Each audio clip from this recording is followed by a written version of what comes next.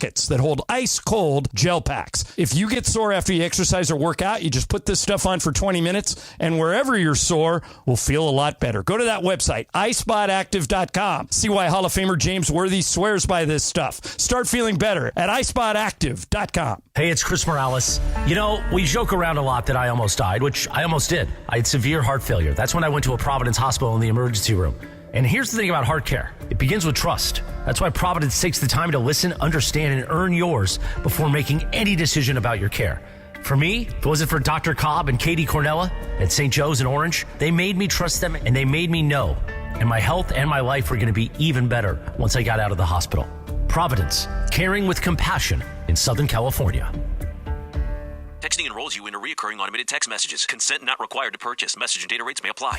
Man, I love seeing the old gang at these reunions. Did you see Brian? He's in better shape than he was 25 years ago. How is that even possible? Yep, I ran into him a few weeks ago and had to ask. He told me he started taking Nugenics Total T2. The testosterone booster? Yeah, but it's way more than that now. It also skyrockets your nitric oxide in as little as 3 hours. I started taking it right away and I'm already seeing results. I was wondering what you were doing. You seriously crushed me in that pickup game last week. Yep, after 40, energy, strength, drive, it all starts going downhill. But with T2, I feel like my old self again. Stronger, leaner, and my energy is way up. My wife even noticed a difference. They're giving out complimentary bottles right now. Just send them a text. Text CAR to 321-321 for your complimentary bottle of new Nugenics Total T2. Text now and you'll also get a free bottle of Nugenics Thermo X, our most powerful fat incinerator. That's CAR to 321-321. These statements have not been evaluated by the FDA. Product not intended to diagnose, treat, cure, or prevent any disease.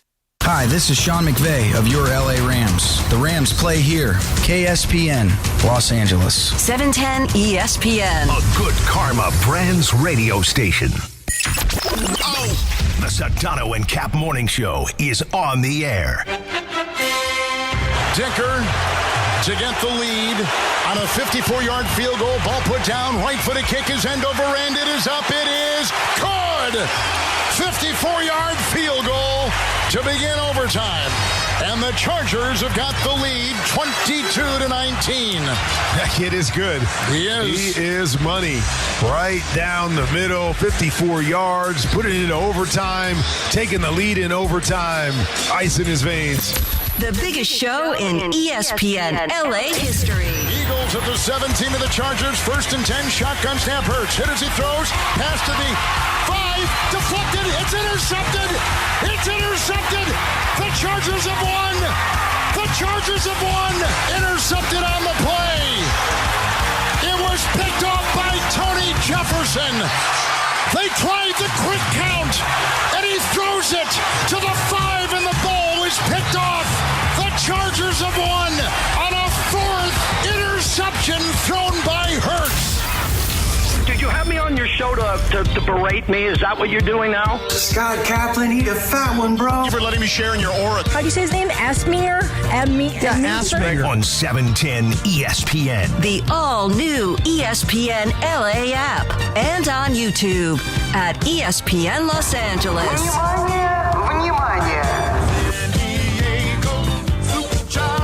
Give me a freaking break. We're bigger than U.S. Steel. What a catch by the tight end.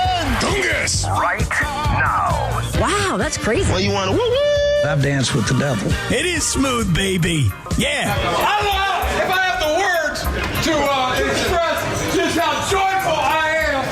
You know, J.K. at Chapel talked about the definition of being joyful, of joyous. Give me a freaking break. Never give up. Yes, never quit. Yes, never surrender.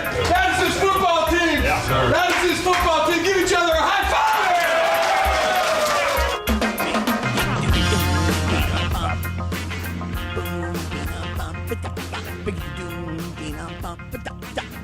7:02 and 35 seconds.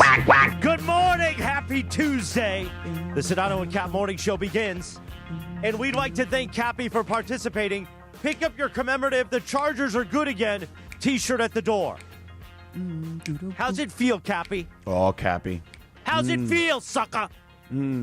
Oh, Cappy. How does it feel? You're just going to not answer Sedano or me? I feel like my Philadelphia Eagles last night humiliated themselves Yeah. And did it in front of all of those wonderful Eagle fans. ELGELS. Go Birds! In front of all of those wonderful Eagles fans that live in Southern California, that traveled from Philadelphia. They wanted to get out of the cold and into the beautiful weather. And last night, the Philadelphia Eagles, my Philadelphia Eagles, embarrassed themselves in front of their home crowd at SoFi Stadium. That's how I feel. Philly, please. What? Well, that's not what we were looking for, probably, but that's okay. I mean, Philly, come please. on, man. Jalen Hurts.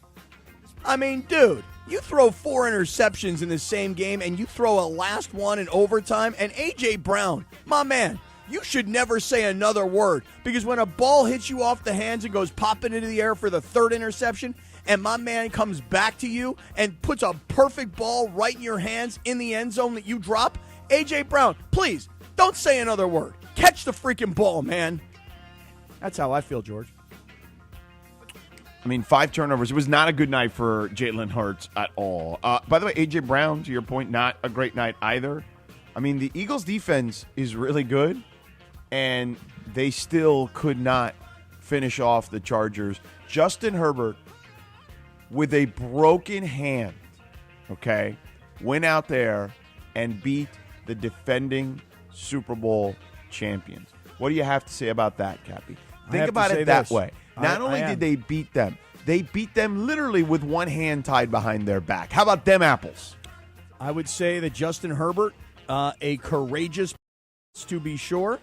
However, I am glad that I out of my starting quarterback role with my fantasy team, because when you're 12 of 26 for 139 yards and you also throw an interception compared to 1 touchdown, not a great night for Justin Herbert. But Justin Herbert 10 carries for 66 yards. And I'll tell you this, George, one thing about Justin Herbert, because I know the Charger fans, and thankfully there's only a few of you, because I know you guys have already flooded my Twitter timeline. You guys have taunted me last night by text message. Hey, guys, just wait. I will come back to you. So you taunt me during the regular season. Oh, here we go. Now he's going to move the goalposts again. No goalposts. When they collapse in the playoffs, when they do. They don't make the Super Bowl. When they blee, do. blee, blee. Nobody expects them to make the Super Bowl, guy. Oh. Yeah, guy. Oh, my guy. Excuse me, my guy. Nobody expects him to win the Super Bowl. Why is that? What do you mean, why is that? Because they're not a Super Bowl contender at the moment. Really? They don't have. They're missing 3/5 of their starting offensive line. Their quarterback is playing with a broken freaking hand. They just got a running back. Their stable of running backs just maybe got healthy. Like, this is not a team that should be poised for a Super Bowl run. If they do it, honestly, it's a bit of a miracle. Oh, okay. I guess so. We don't have the same expectations for the little Chargers that we do for everybody else around town, right? What are you talking about? Yeah, because they're not decimated by injuries. But they're 9-4, and they keep finding ways to win games, and they've got this coach that's got this entire organization completely enthused. What a team we have. You're downplaying these guys, really? Oh, I'm surprised. Yeah, I am. I'm telling you, if they win, they are punching above their weight at this point. Well, let me tell you something. The Eagles, you talk about watching teams collapse. The Kansas City Chiefs, as an example, we now know they're done. And, oh, by the way, I know, again, these Charger fans are coming for me today, George, because you know what I said last week was they may not win another game this year. And I didn't expect them to beat Philly. Credit to them, they did. Yeah. Now they go on the road. You don't expect them to win any week. So well, right, but they go on the road at Kansas City, and they're going to put Kansas City out of their misery. I mean, Houston actually knocked them out, but the Chargers will have an opportunity next week at Kansas City to put them out of their misery. So for me, a guy who said they may not win another game, I didn't expect them to beat Philly. I expected Kansas City to get their you-know-what back together. They haven't. They're on the road at Dallas. I thought Dallas was all of a sudden playing real football. They're not. Yeah. And then they're home against the Texans. That's a tough game because I think Houston's really good. And then by the time they get to the Broncos might not even be playing anybody. So the Chargers are poised, whether they're hurt or they're not hurt, credit to them for being in the position that they're in. But for me, because this is the way I see the world, I thought last night was more about how bad Philadelphia was than how good the Chargers were. I knew you were going to take that side. Of course. By the way, Right, 805 Raider in the YouTube chat says George talking about moving the goalpost is pretty rich. What do you mean? He's taking that was a slide at you. I think what he's saying is that you're a goalpost mover. Oh, okay. Come on. Come on, 805. Give him examples, 805. Hit him up. Right. What examples have I used about the Raiders? I said they've stunk since the preseason. Well, you also didn't really believe that much in the Chargers because you didn't pick them in our picks against the spread. So, I mean, it's not exactly like as I were, texted you yesterday. Yes, you knew that. I couldn't lose yesterday. I know you couldn't because either the Eagles win and I get my points, or you are miserable today. I am. I'm not as miserable as you think. I'm really not, and you know why? You have to say you're shocked, though, Cappy, right? Well, I'm shocked that the Chargers were able to win the game because when the game went to overtime, I went, okay, this is where Philadelphia is going to finish them off. And you guys got to tell me, when the Eagles are driving for what looks like it's going to be the game-winning touchdown, didn't you think the Eagles were going to win the game before the interception? Not the way they'd been playing, no. They'd been so sloppy the entire freaking game. Here's the thing about the Chargers. I mean, honestly, I didn't know what to expect the way that game was unfolding. You thought you knew what was going to happen? I mean, I wouldn't say I thought I knew. I would say that it was a tie game and that Philadelphia had the ball, and it was in overtime, and the Chargers kicked the field goal, and Philadelphia had the ball, and they were driving down the field, and there was that one big pass reception and run that after, and I was like, okay, see, now Philadelphia is going to finish off the deal, and they're going to win the game. At worst, they would have tied the game. But, yeah, that's what I thought was going to happen. And then Jalen Hurts threw another terrible ball. And credit to the Chargers, got tipped up in the air. Defensive back Jefferson came down with it. By the way, Jefferson, an old-school San Diego Charger fan. Yeah, Shout out to that kid. By the way, that kid Jefferson was, like, out of football not too long ago. He was, like, going to coach. San Diego Superchargers, San Diego. Chargers. Yeah, play the real song for the San Diego Chargers. I like George's version. San Diego Superchargers, San Diego. So, Cappy, your bit today is embracing this? Because that's not really great. Oh, really? For Why is show that? purposes, we want you to be in trauma and torment. Oh, okay. That's like that. That helps from a promo purpose. You like singing the Superchargers song doesn't really help us. Oh, it doesn't? Well, we want you to be like crying in agony.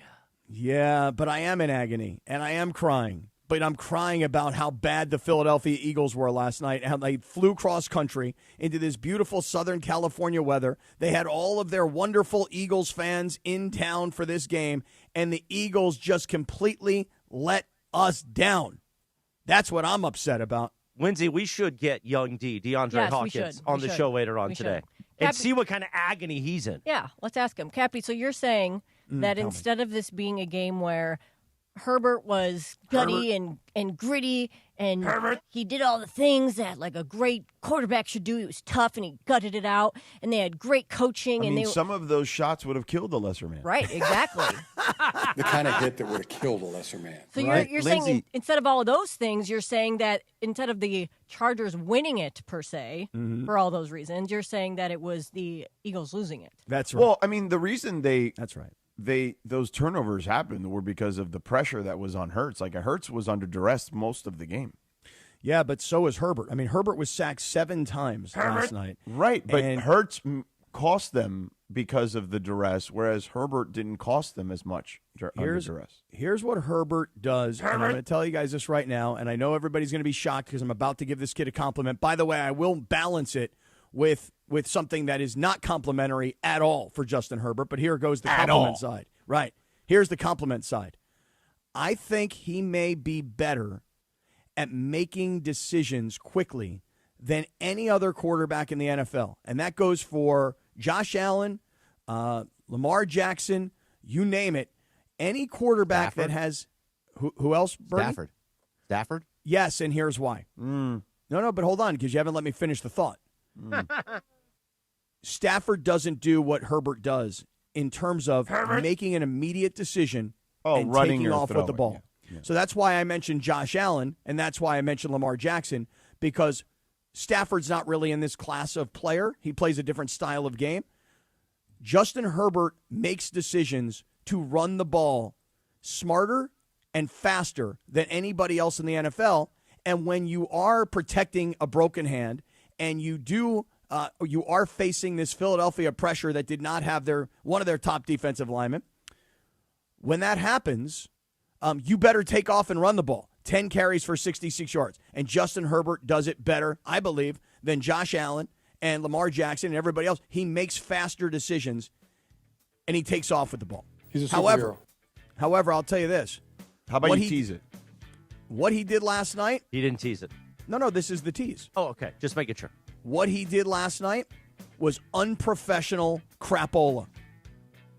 That's a good tease, actually. Wow. Unprofessional crapola. Yeah. 7:14. Not since Arthur Fonzarelli, I believe, have I heard that. That is true. That's a good reference, too. We'll have to explain very Arthur contemporary. Fonzarelli. Very I like kids. it. Yeah. Sometimes you got to do the fonts, you know? Evan Cohen will join us in just a few moments. But first, let's talk about our friends at Prize Picks. Oh, listen, you want to get sports action in the state of California? Download the Prize Picks app. Use the promo code CAPPY, K-A-P-P-Y. Your first $5 lineup gets you a $50 lineup bonus. It's very simple to play Prize Picks, okay? It's more, it's less, okay? There's a stat projection for every player imaginable.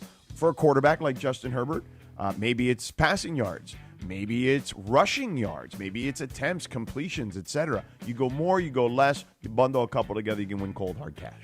Here's another way to win cold, hard cash, to your point. Sometimes you've got a play going, like I had on Sunday. I had Cam Ward for less than 188.5 rushing and passing yards combined, and that was a good one because he had 121. But then I had Ashton Genty for the Raiders for less than 53.5 rushing yards. Figure the Raiders were going to be down, they'd be throwing the ball, and he wasn't going to carry it very often. But I had a $20 two-pick power play to win $60. When Ashton Genty got to 30 yards rushing, Prize Picks hit me up and said, hey, you want to cash out right now? So instead of waiting to win the $60 or waiting to lose potentially the $20, they offered me $52, which meant that I could take the profit right there on the spot. So rather than wait to maybe win $8 more or take the risk of losing the 20, I took the profit, took the money off the table. So you got to be on the lookout for that, the opportunity to cash in early. And that's a brand new feature on Prize Picks. So download the Prize Picks app, use the code CAPPY, K-A-P-P-Y, make your first $5 lineup, and get $50 in lineups immediatamente. De inmediato. Sedano, can you lock it out? Oh, when he said he's resetting, did he mean Prize he's resetting? Picks. It's good to be right. All right, Sure 7:16 in the morning. Good morning. What time? 7:16. Thank you. There's something going on with my sinuses today.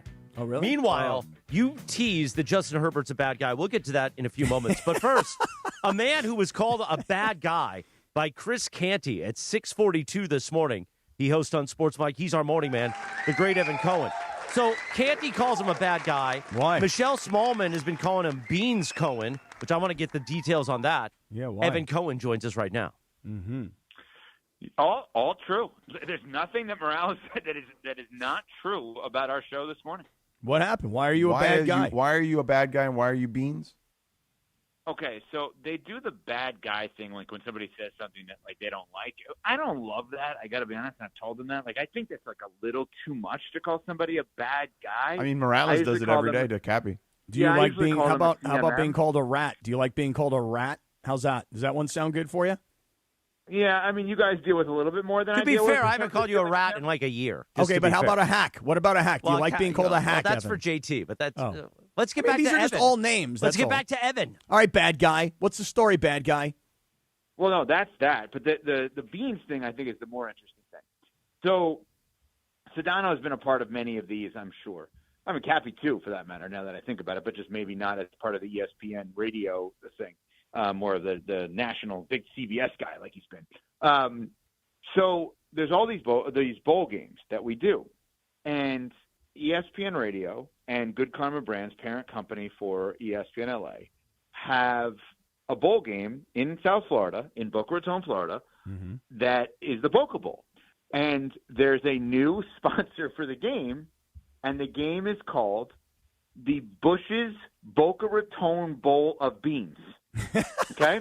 Oh, that's pretty good. That's literally the name of the bowl. Mm-hmm. So after the shows, most days, what I do is I record a bunch of promos for stations all across the country, including ESPN LA, where I'm, Sedano and Cav coming up this morning, whatever. And I do all that. And yesterday, I got a bunch from ESPN West Palm. And it was all around this bowl game. And so a lot of the stuff that I had to record was like, 3 things I love: palm trees, football, and beans. And like there was just a million beans related mentions that I had to make. And I don't even like beans. But yeah, I'm the beans guy now. Bush's beans are so good, man. Beans. Bush's beans are amazing. I'm not Which beans? saying that Which ones? Bush's beans are not. I'm not a beans guy in terms of the food. Oh, okay. Bush's Boca Raton Bowl on Tuesday, December 23rd, featuring Toledo versus Louisville. And Louisville had some really big wins this year, including Miami, which was obviously all the controversy related to the college football playoff. So, all right, not a bad game, by the way. I wish I was going down to Boca Raton, darling, just for the Bean Bowl. So, Evan, you're on the radio broadcast? Yeah, I'm doing sidelines. So Lindsay, are we airing that bowl game? We sure are. We had this combo yesterday, remember? I said, Evan's on the game. Now you're going to be doing promos about beans for us. Great. Have you ever heard this backfire? Have you ever heard the Bean song, Evan? Beans, good for your heart? No, not that one. It's my grandma used to sing it at the Hootenanny. It goes, beans. So you're asking me if I've ever heard a song that your grandma But sang? she says that at the Hootenanny. She said they used to sing it in the war, or it was a commercial back during the war or something. In the Which war? war? How old do you think I am, Lindsay? Which war? World War I? Listen, I know what it is. I know what the song is. Go ahead and sing it. It goes, beans for breakfast, beans for dinner, good old beans for tea. How happy I would be if I could only be a bean. It's a great song. It's a nice song. It was on a commercial. Don't worry, Lindsay. You'll never hear that again. Well sung. Yeah, that's a great song. Good song. Especially Lindsay, let me do it in return here. Lindsay, same thing here. Have you ever tried the matzo balls my great grandmother made, Lindsay? I'm just curious. Like we're just during the war. I have. Do you know? You just asked me. Do I know the song about beans that your grandmother sang during the war? She said it was a popular song. Okay. Yeah. Leave me alone. I mean, like, are we talking contemporary wars? Or are we talking about historic wars? I guess it's World War II. Yeah, I don't think they sang that during the Iraq War or anything. No, you don't like think that. the invasion More of recently, Afghanistan, yeah. everybody was singing the Bean song? World War II. Meanwhile, Evan, you also did something very clever this morning. Grandpa Watch. Yeah, Grandpa Watch. I set that up for you to explain it, yeah.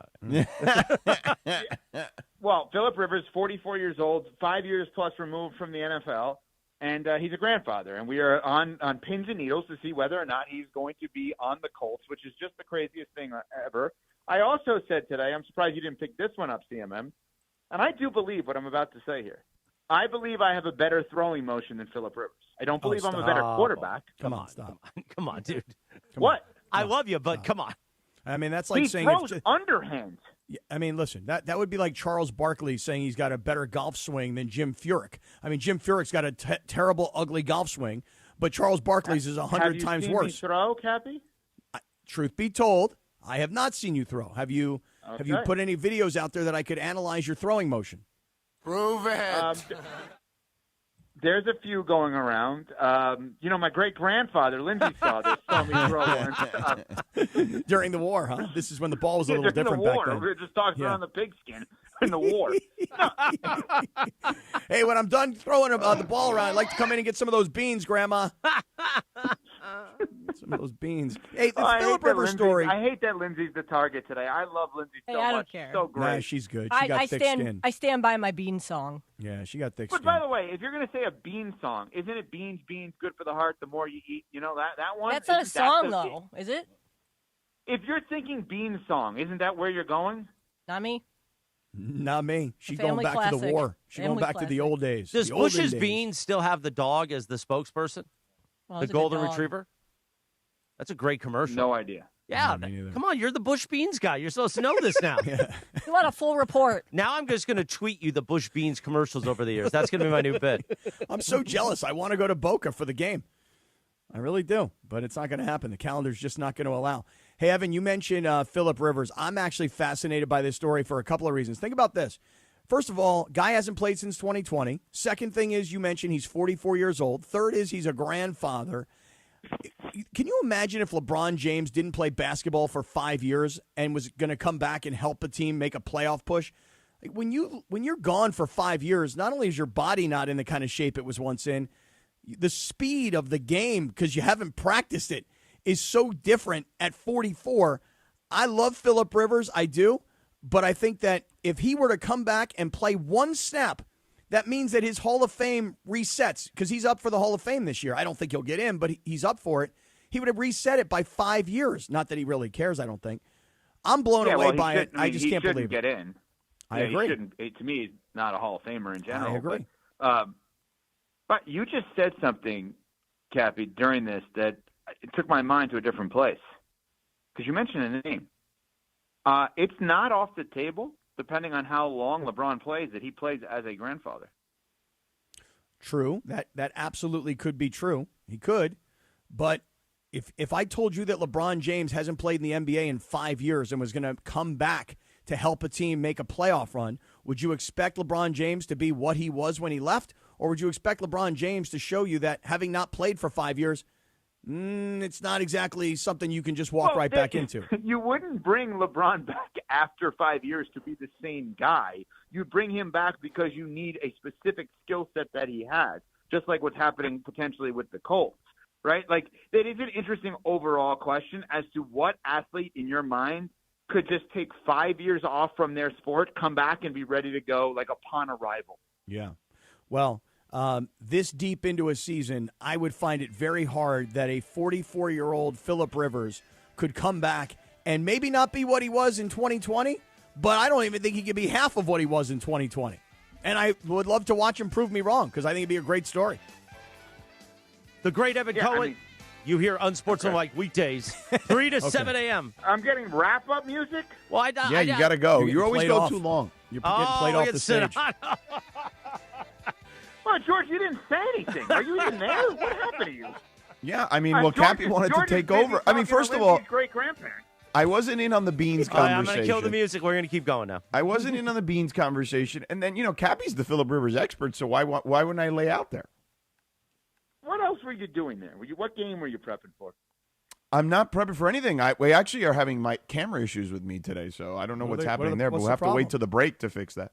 I mean, you look so cute on your still photo, and next to Evan and his still photo. I mean, you guys look adorable together. But I mean, what's the issue, George? I don't know what the hell that tie is too. I missed that tie. It was a nice tie. You lost the tie? Good tie. Yeah, that little polka dot black and white tie was really nice. But George, as a tech expert, I can help. What bowl game do you have, Sedano? Do you know what bowl game? So I'm doing the inaugural Xbox Bowl in a couple weeks, and then that sounds more fun than beans. I got to be honest with you. That's better. And then who's in the Xbox Bowl? I'm looking for it. Well, they just announced it like literally last week. So it's 2 G5 schools, like Arkansas State and like Missouri State or something like that. You mean G6? Yeah, but that's not it. Do you get a free Xbox out of it? I might, I guess. Missouri State versus Arkansas State on Thursday, December 18th at Jerry's at the Cowboys practice facility, which is where have that little stadium that they have all like the big high school championship games. Mm-hmm. Really? And then what's that? No, keep going. Yeah. Then on radio, I'm doing the Pinstripe Bowl in your backyard at Yankee Stadium, and then I'm doing the Alamo Bowl when you're there. Good. Yeah, and then the Alamo Bowl with USC and TCU. Okay, that's a good game. All right, you seem into those. Okay. All right, back to the music. Already in progress. All right, see you know what? I'd like please put the wrap-up music. You're here on Sportsmanlike weekdays, 3 to 7 a.m. He leads it to us. Evan, Canty, and Michelle. Evan joins us each Tuesday at I'm all thrown off. 7:15 in the morning. Have a great day, Evan. Take care. Yeah. You're a good guy, Bye, Evan. Good guy. Good guy. Not a bad guy. Good guy. Beans Cohen. Meanwhile, let me read this. It's a Rams watch party with a massive prize. Join ESPN LA on Thursday, December 18th at Kelsey's Inside Pechanga Resort Casino. It's free to join, but you have to sign up right now at ESPNLA.com to save your spot. I'm going to be there at the watch party, but here's the biggest thing. You have a chance to play golf in Sua Craven's foursome if you win it. Oh, Sua! All you have to do is register now at ESPNLA.com. Play your perfect combination at Pechanga Resort Casino, the official California gaming and casino partner of the Los Angeles Rams. When we're back in 3 minutes, we'll see if Sedano's camera is working. That's all ahead. And Cappy will pay off that tease why Herbert is a bad guy. Smile, Mongrels. It's a live imaging Tuesday on the Sedano and Cap Morning Show. This is the Sedano and Cap Morning Show. I would like to tell everybody this. If you look at the Prize Picks app and you look at the bottom right corner, you look at the profile right down here, right here. Follow me on Prize Picks. I'll follow you back on Prize Picks. And now you can follow my picks. And I've been hot, and I can follow your picks, and we can all follow each other on Prize Picks. Let me tell you something. You tell that Italian stallion uncle of yours, Chris Morales, I have been hot on Prize Picks. Download the Prize Picks app. Use the code CAPPY, K-A-P-P-Y. Make your first $5 lineup. Get $50 instantly from Prize Picks. Prize Picks, it's good to be right.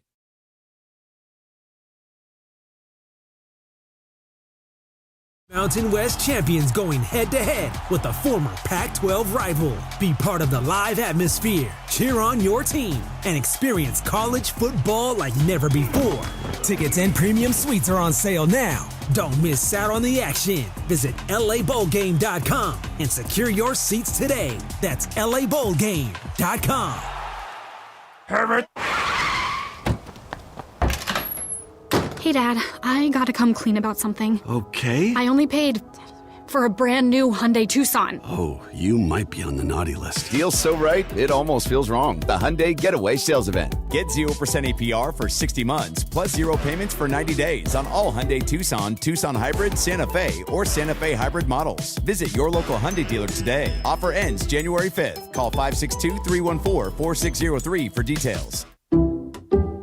Some people just know you can save money on car insurance by checking Allstate first. Like you know to check if they're going for it on 4th down before going to the concession stand. Yeah, give me 3 hot dogs, 2 jumbo Touchdown, baby! What? Hey, buddy, you want cheese with those? Yeah, checking first is smart. No. So check Allstate first and see what you could save. You're in good hands with Allstate. Potential savings vary, including based on how you buy, subject to terms, conditions, and availability. Allstate North American Insurance Company and affiliates, Northbrook, Illinois.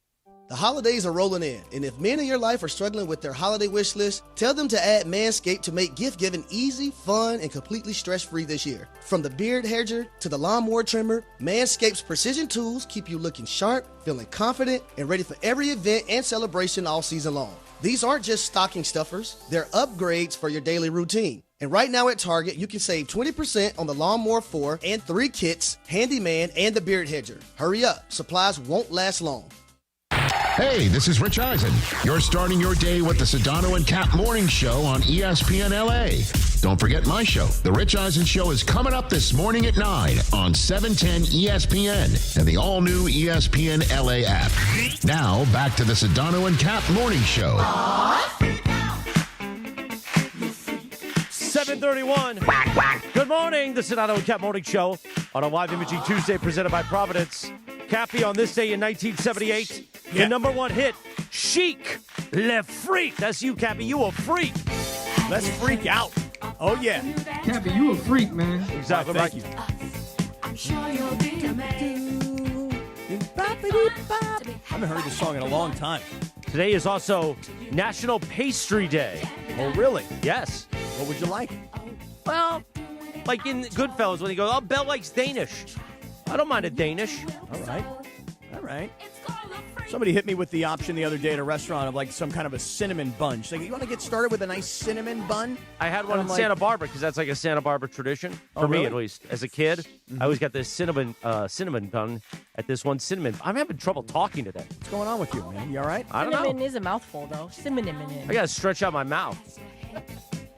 Cut that up, all right. Is Sedano back? Or what? No, he quit. I think it works. Sedano quit. The camera should be working. All right. There he is. Oh, he didn't quit. Okay, let me read this real quick, and then I want to pay off that Herbert tease. ESPN LA is giving you the chance to win a brand new Pedigo e-bike. Join Travis Rogers, Sua Cravens, and me, Chris Morales, this Sunday for the Rams postgame show live from Hollywood Park Casino. While you're there, enter to win the e-bike and score other great prizes like signed memorabilia or game day tickets. Don't miss it. Hollywood Park Casino, 3883 West Century Boulevard in Inglewood. This Sunday after the game must be 21 or older. Hollywood Park Casino, party and play 24/7. Plus, I'll be putting you on the air in the postgame show just to annoy Travis. I want tons of people on the air. Meanwhile, let's pay off that tease. Scott Kaplan. So what I said was this. Justin Herbert, I gave him a lot of compliments, right? I think he's the quickest decision maker in the NFL at quarterback when it comes to making the decision to take off and run. And by the way, it's the 66 yards of rushing that really, I believe, is why the Chargers were able to win that game last night, because there were 7 sacks and he was under pressure all night and he's protecting a broken hand. However, when it's all said and done and the Chargers win the game, what he did in the postgame is some unprofessional crapola. I will say this. Laura Rutledge, because they have 2 sideline reporters on Monday Night Football. So Lisa Salters, who's been there forever, is on one sideline, and then Laura Rutledge, who hosts NFL Live, has been the second sideline reporter this season. So she was assigned to the Chargers sideline. And, Herbert is not – I mean, if you talk to Herbert or talk to people about Herbert who have covered him, they will tell you he's not comfortable doing media. He doesn't love doing media. He just wants to talk football. He wants to just do football. Now, I will agree with you. The way he handled this was unprofessional. It's part of the job. You're the quarterback, right? Like, you need to be available for a walk-off interview if you are the person that's requested. And Laura Rutledge was approaching him, and he basically brushed her off. He said he wanted to go celebrate with his teammates. I think the audio is clear enough where we can hear him say that. Oh, yeah, Lindsay? we can Is play that it. accurate? Yes. Yeah, but let me just say this.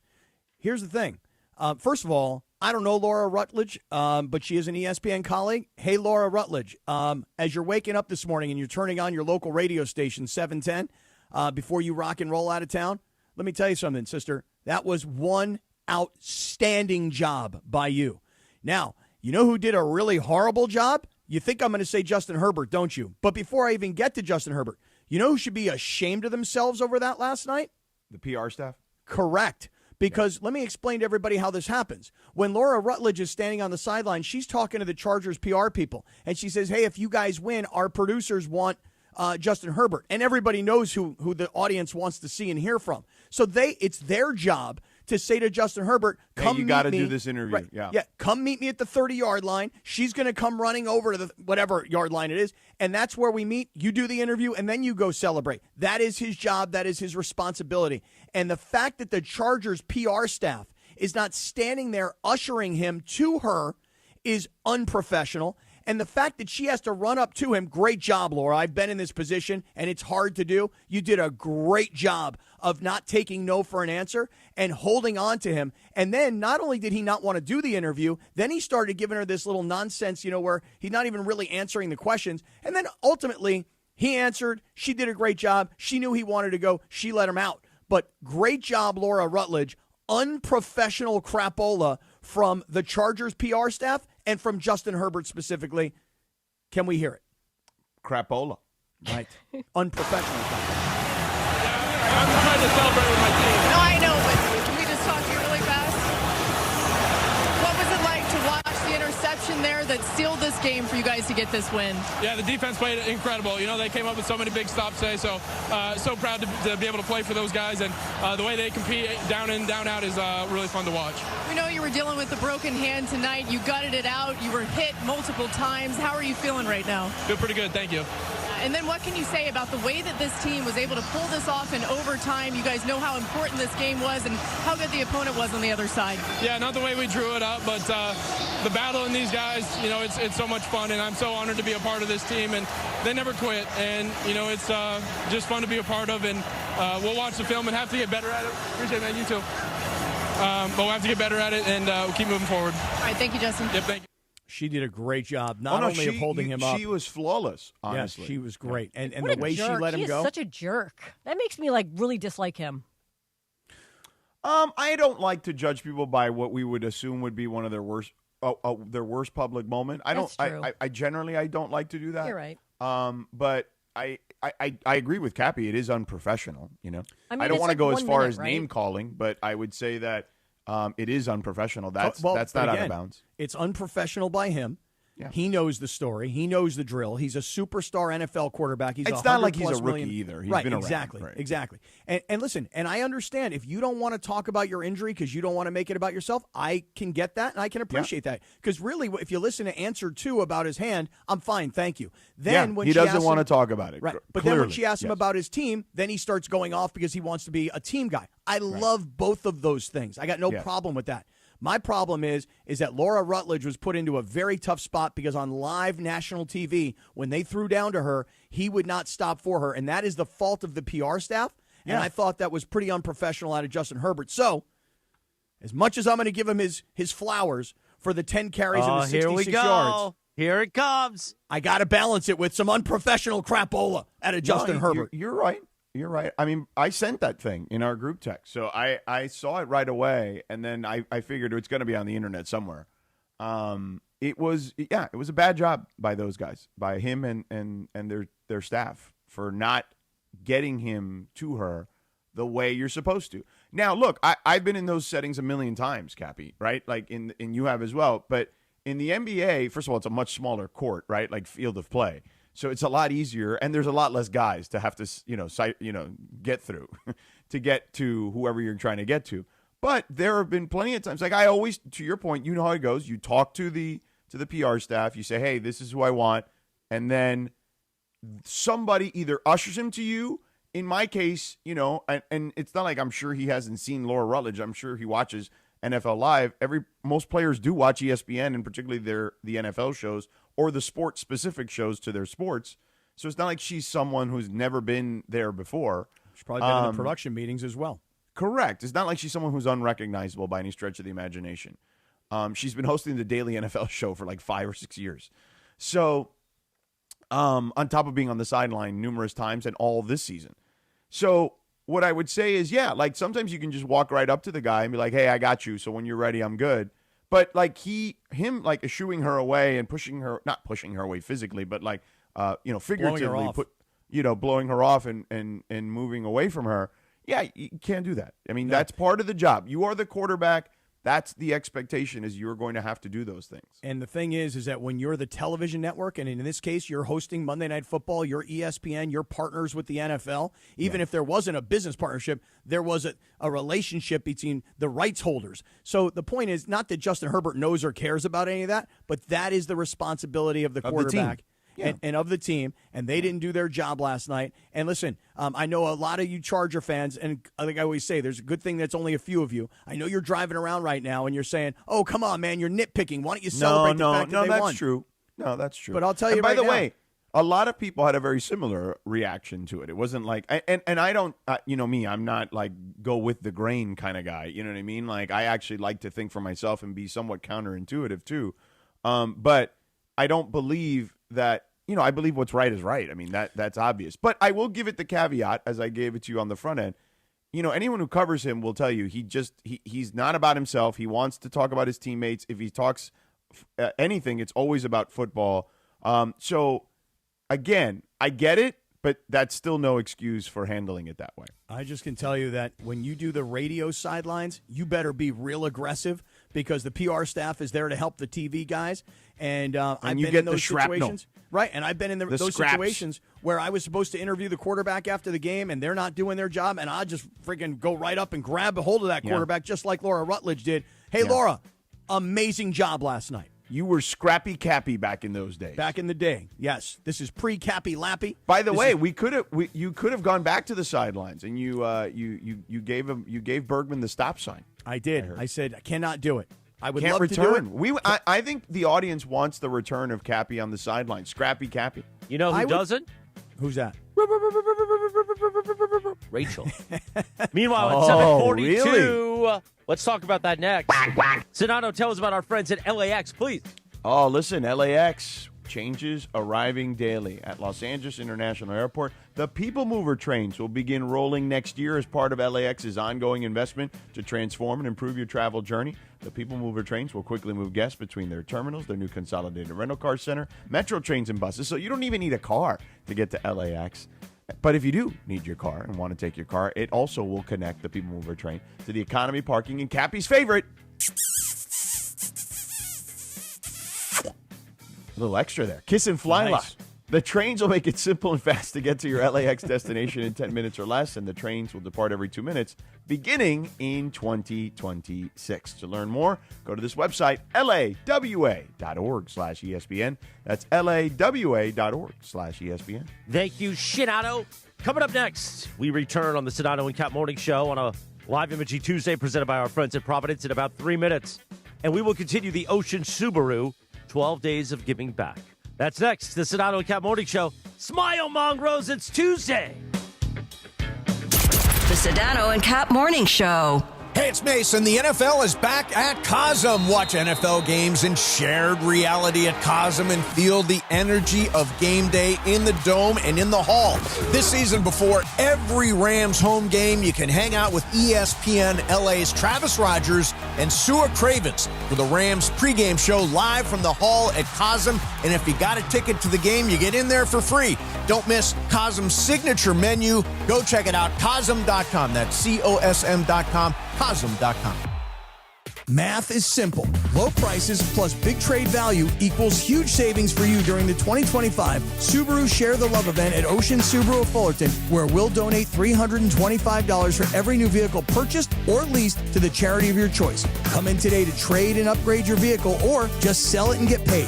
You win either way. For complete details, visit OceanSubaruOC.com. $325 donation consists of $250 from Subaru and an additional $75 from Ocean Subaru of Fullerton. Expires 12/31/2025. Buenos dias. John Ireland for Blue Ice Vodka. Blue Ice's double espresso crafted with Arabica coffee makes the perfect espresso martini. Just shake with ice and pour. Soft, smooth, and delicious. Blue Ice Vodka, because taste matters. Hey, it's Chris Morales. You know, we joke around a lot that I almost died, which I almost did. I had severe heart failure. That's when I went to a Providence hospital in the emergency room. And here's the thing about heart care. It begins with trust. That's why Providence takes the time to listen, understand, and earn yours before making any decision about your care. For me, if it wasn't for Dr. Cobb and Katie Cornella at St. Joe's in Orange, they made me trust them and they made me know. And my health and my life were going to be even better once I got out of the hospital. Providence, caring with compassion in Southern California. Do you owe $10,000 or more in credit card debt or personal loans? With credit card debt at all-time highs, Debt Relief Advocates is urgently notifying consumers of debt relief now being made available, designed to aid consumers with out-of-control credit card debt. Those who qualify and enroll for this relief program will only have to pay back a fraction of what they owe. This is not bankruptcy or a debt consolidation loan. This is a relief program that credit card companies would rather you not know about, as it ends your debt nightmare and saves you lots of money. Consumers owing at least $10,000 in credit card debt or personal loans can now take advantage of this debt relief as the cost of living skyrockets. Debt Relief Advocates has established a relief hotline for you to call to learn what debt reduction you may qualify for, so don't wait. For this free information, call the Relief Hotline at 800-606-8737. 800-606-8737. 800-606-8737. You're hanging out with the Sedano and Cap Morning Show. By the way, speaking of tap it, go tap the like button, you mongrels. Yeah, tap that like button, mongrels. Let's go. More Sedano and Cap right now.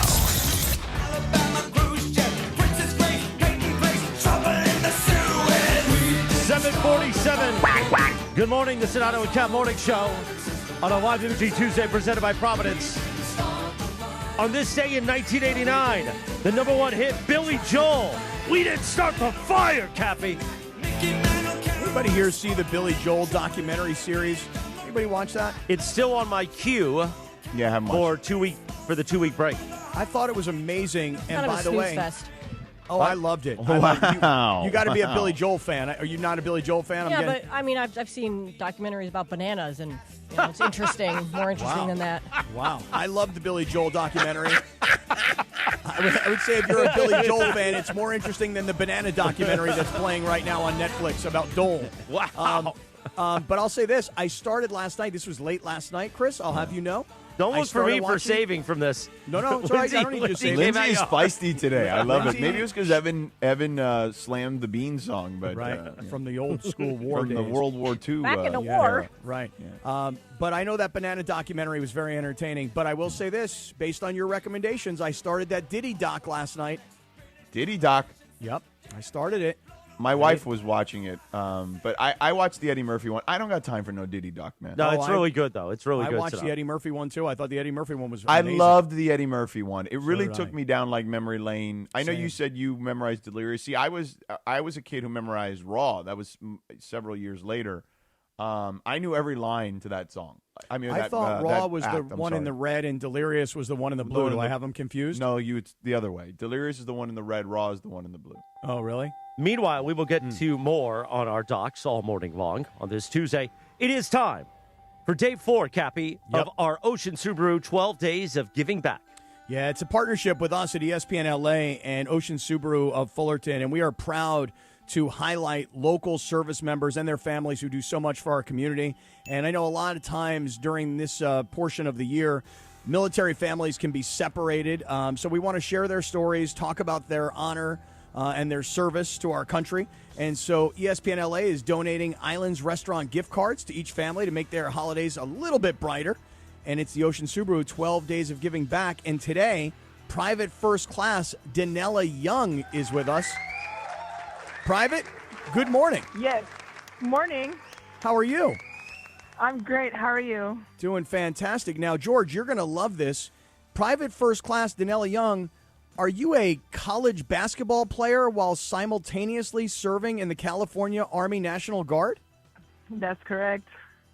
And where do you play college ball? At MSJC, Mount San Jacinto Community College. Right. Okay. And what year are you there?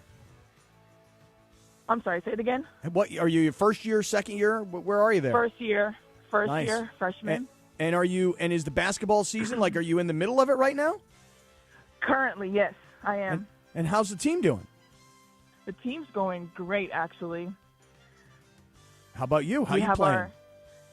Actually, right now I'm actually injured. I broke my hand during practice, so I have 2 more days till my cast, and then I'll be able to get back on the court. What position do you play, Private? I'm a center, Okay. so Really? position post. Yeah, so you got it right. You got to do all the dirty work inside, which is tough. Yeah. You got to get all those rebounds. Yeah, you got to set the Yep. screens. It's not easy. Yep. Yeah, it's hard work. Can't they put you in a cast? I mean, just in case you come down on somebody's head. I mean, it's like a, I don't think that's how it's going to work. Oh, you don't think that? No. You don't think that would work, huh, Private? Yeah. No, I would definitely hurt somebody. Tell us what you do though with the Army National Guard, because as a young person who's in college and playing basketball, trying to balance what you're doing with the Army National Guard. Tell us about that. Yeah, so currently I am a combat engineer, 12 Bravo. We do all the demolitions. We go out and set, traps for the enemies, and we're constantly in the field, basically. We're frontline, so anything that has to do with clearing the way, that's pretty much what 12 Bravos do. All right, wow. And what's your what you got any goals? I mean, obviously, young person in school playing ball. What are the goals in terms of a potential military career? Yeah, so my major right now is computer science, and I want to pursue neuroscience after I transfer out of my community college to UCR. And I really want to be a scientist, hopefully working with NASA if I can, and just pretty much try to figure out how to work with AI as well and work with the brain. So, whatever I can to help the troops constantly, or, the military in some kind of aspect, that's what my goal is. Oh, wow. That's really great. Private First Class Danella Young is a basketball player at Mount St. How do I say? Is it Jacinto? How do I say it? It's Mount. You say it, Private. Yeah, Mount San Jacinto. Yes. Jacinto. Yeah. Well, congratulations on what you're doing. It's so nice to hear from somebody super young and in school and with the desire to help the country and be involved in technology. And all we really wanted to do with our partners at Ocean Subaru is highlight some of the folks who are who are serving our country, even when they're young and they're fresh into it. And we want to donate to you and your family an Islands gift card. So go out, enjoy a nice dinner, have a great burger, their amazing fries, maybe even a cold beer. And just we wanted to celebrate what you guys do for us. So thank you so much, Private First Class Danella Young. Thank you. Thank you so much. Thank you, Private. Yes. By the way, Private, you got to contact us and let us know when you get back on the floor so we can follow your career. Okay. Yeah. I will do that. Thank you guys so much. Yes, please. Yeah, All especially once you get the cast off and you're ready to get back into action. Yeah, I will too. Thank you. All right. Thank you, Private First Class Danella Young. Thank you, Omar at Ocean Subaru of Fullerton. And thank you to all the military families out there who are, this time of the year, if somebody's gone and, they're not going to celebrate the holidays with them, we just want to highlight what you guys all do. So thank you so much, and great job by Ocean Subaru of Fullerton. Yes, indeed, 7:53 on a Tuesday. Thank you for the 12 days of giving back here, guys. We're going to stretch this to about 8:05, just so you know. Oh, we're sweeping the top? We're going to sweep a little bit at the top. At 8:10 this morning, we will do the Cap 10, which we're all looking forward to. Plus, still ahead, we are going to effort Young D, DeAndre Hopkins, maybe in our YouTube I think the hour. YouTube hour, because I don't know if you saw, but Max Kellerman and Rich Paul are doing a podcast now for Bill Simmons' company. Right. And Rich has said some things here in their first episode about LeBron and the Lakers that are starting to make waves. I have not yet heard it, but I've seen a lot of the social media reaction to it. And I, by the way, can I just say one thing about this? Max has gone on a tour now promoting the fact that he's come out of hibernation. And it's fascinating to me that Max and Rich Paul, who obviously, represents LeBron, and we all know about. And he represents, a ton of the big name players. Even the current number one overall pick, Cooper Flagg. But he is. So if we're diving into this now, let's just pause for 60 seconds to talk about. I'm just saying, let's tease it a little bit because the audio is not ready. Okay. So to not get into the argument we got into yesterday, let's just kind of tease it that there is some stuff. But if Cappy wants to mention how it's fascinating about Max, he can do that here. In Real a quick, to me, the Max Kellerman Rich Paul relationship. Think about it. You now have two guys teamed up who both have a common enemy.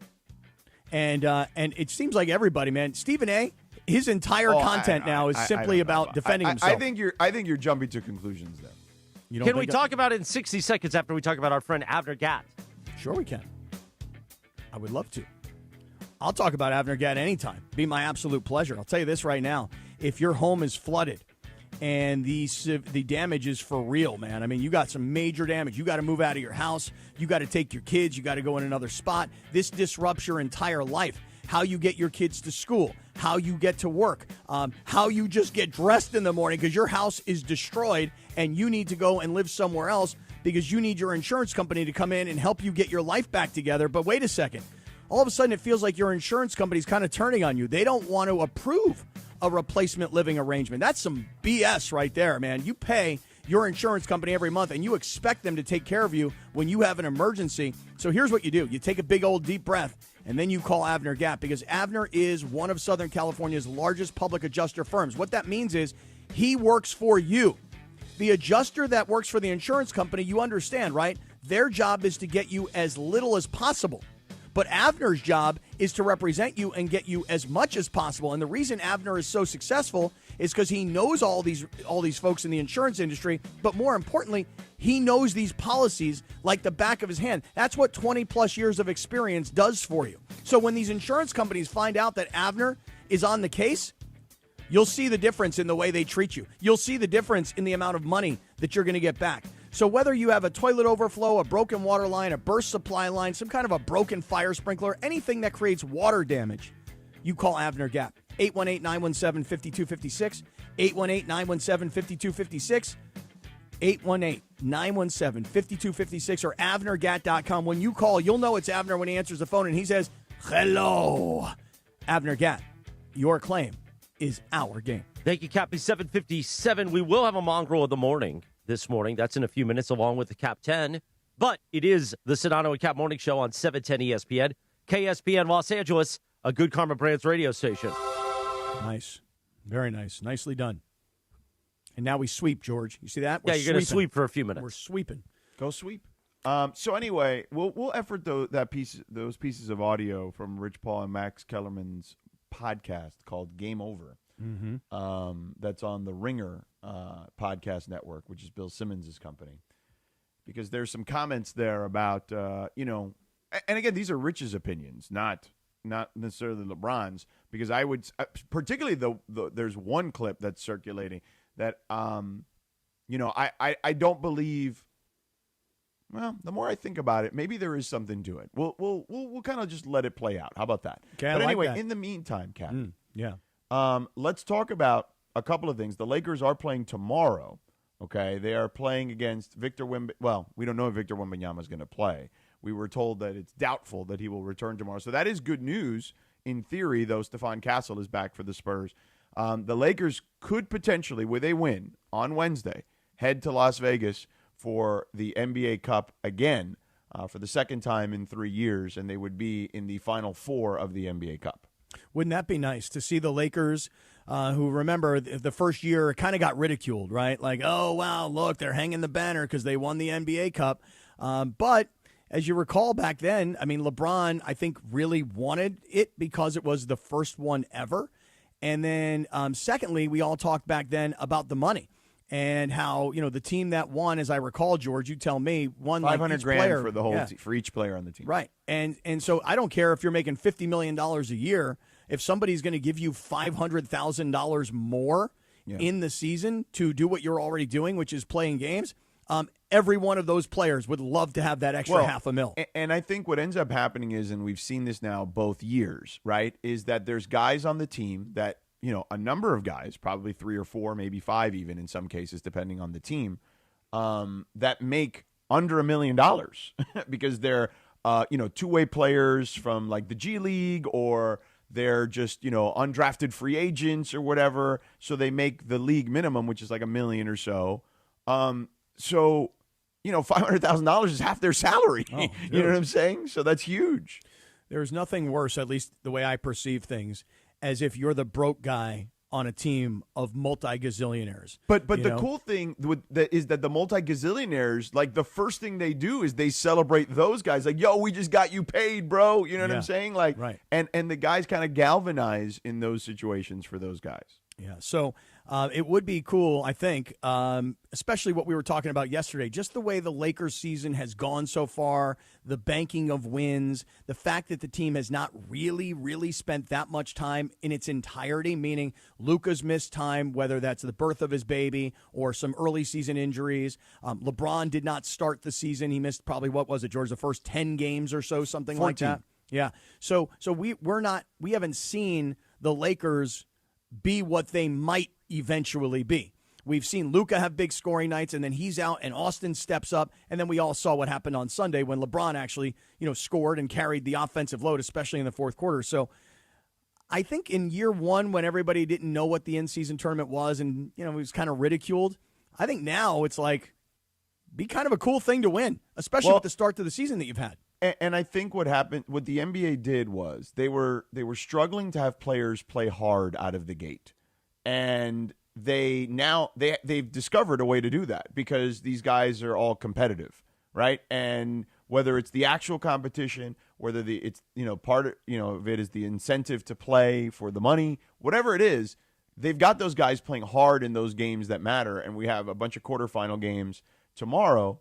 And it'll be, Miami and Orlando, the Knicks and the Raptors, the Lakers and the Spurs. And then who the hell are the Thunder playing? I think they're playing the Suns. Oh, Phoenix. Yeah, there you go. So, and then, if the Lakers lose, as Greg pointed out earlier, they'll go to the Suns. But I think they're going to win. If Wemby doesn't play, and even if Wemby plays, it would be his first game back. Like, I don't think that would be an advantageous moment for the Lakers, in my opinion.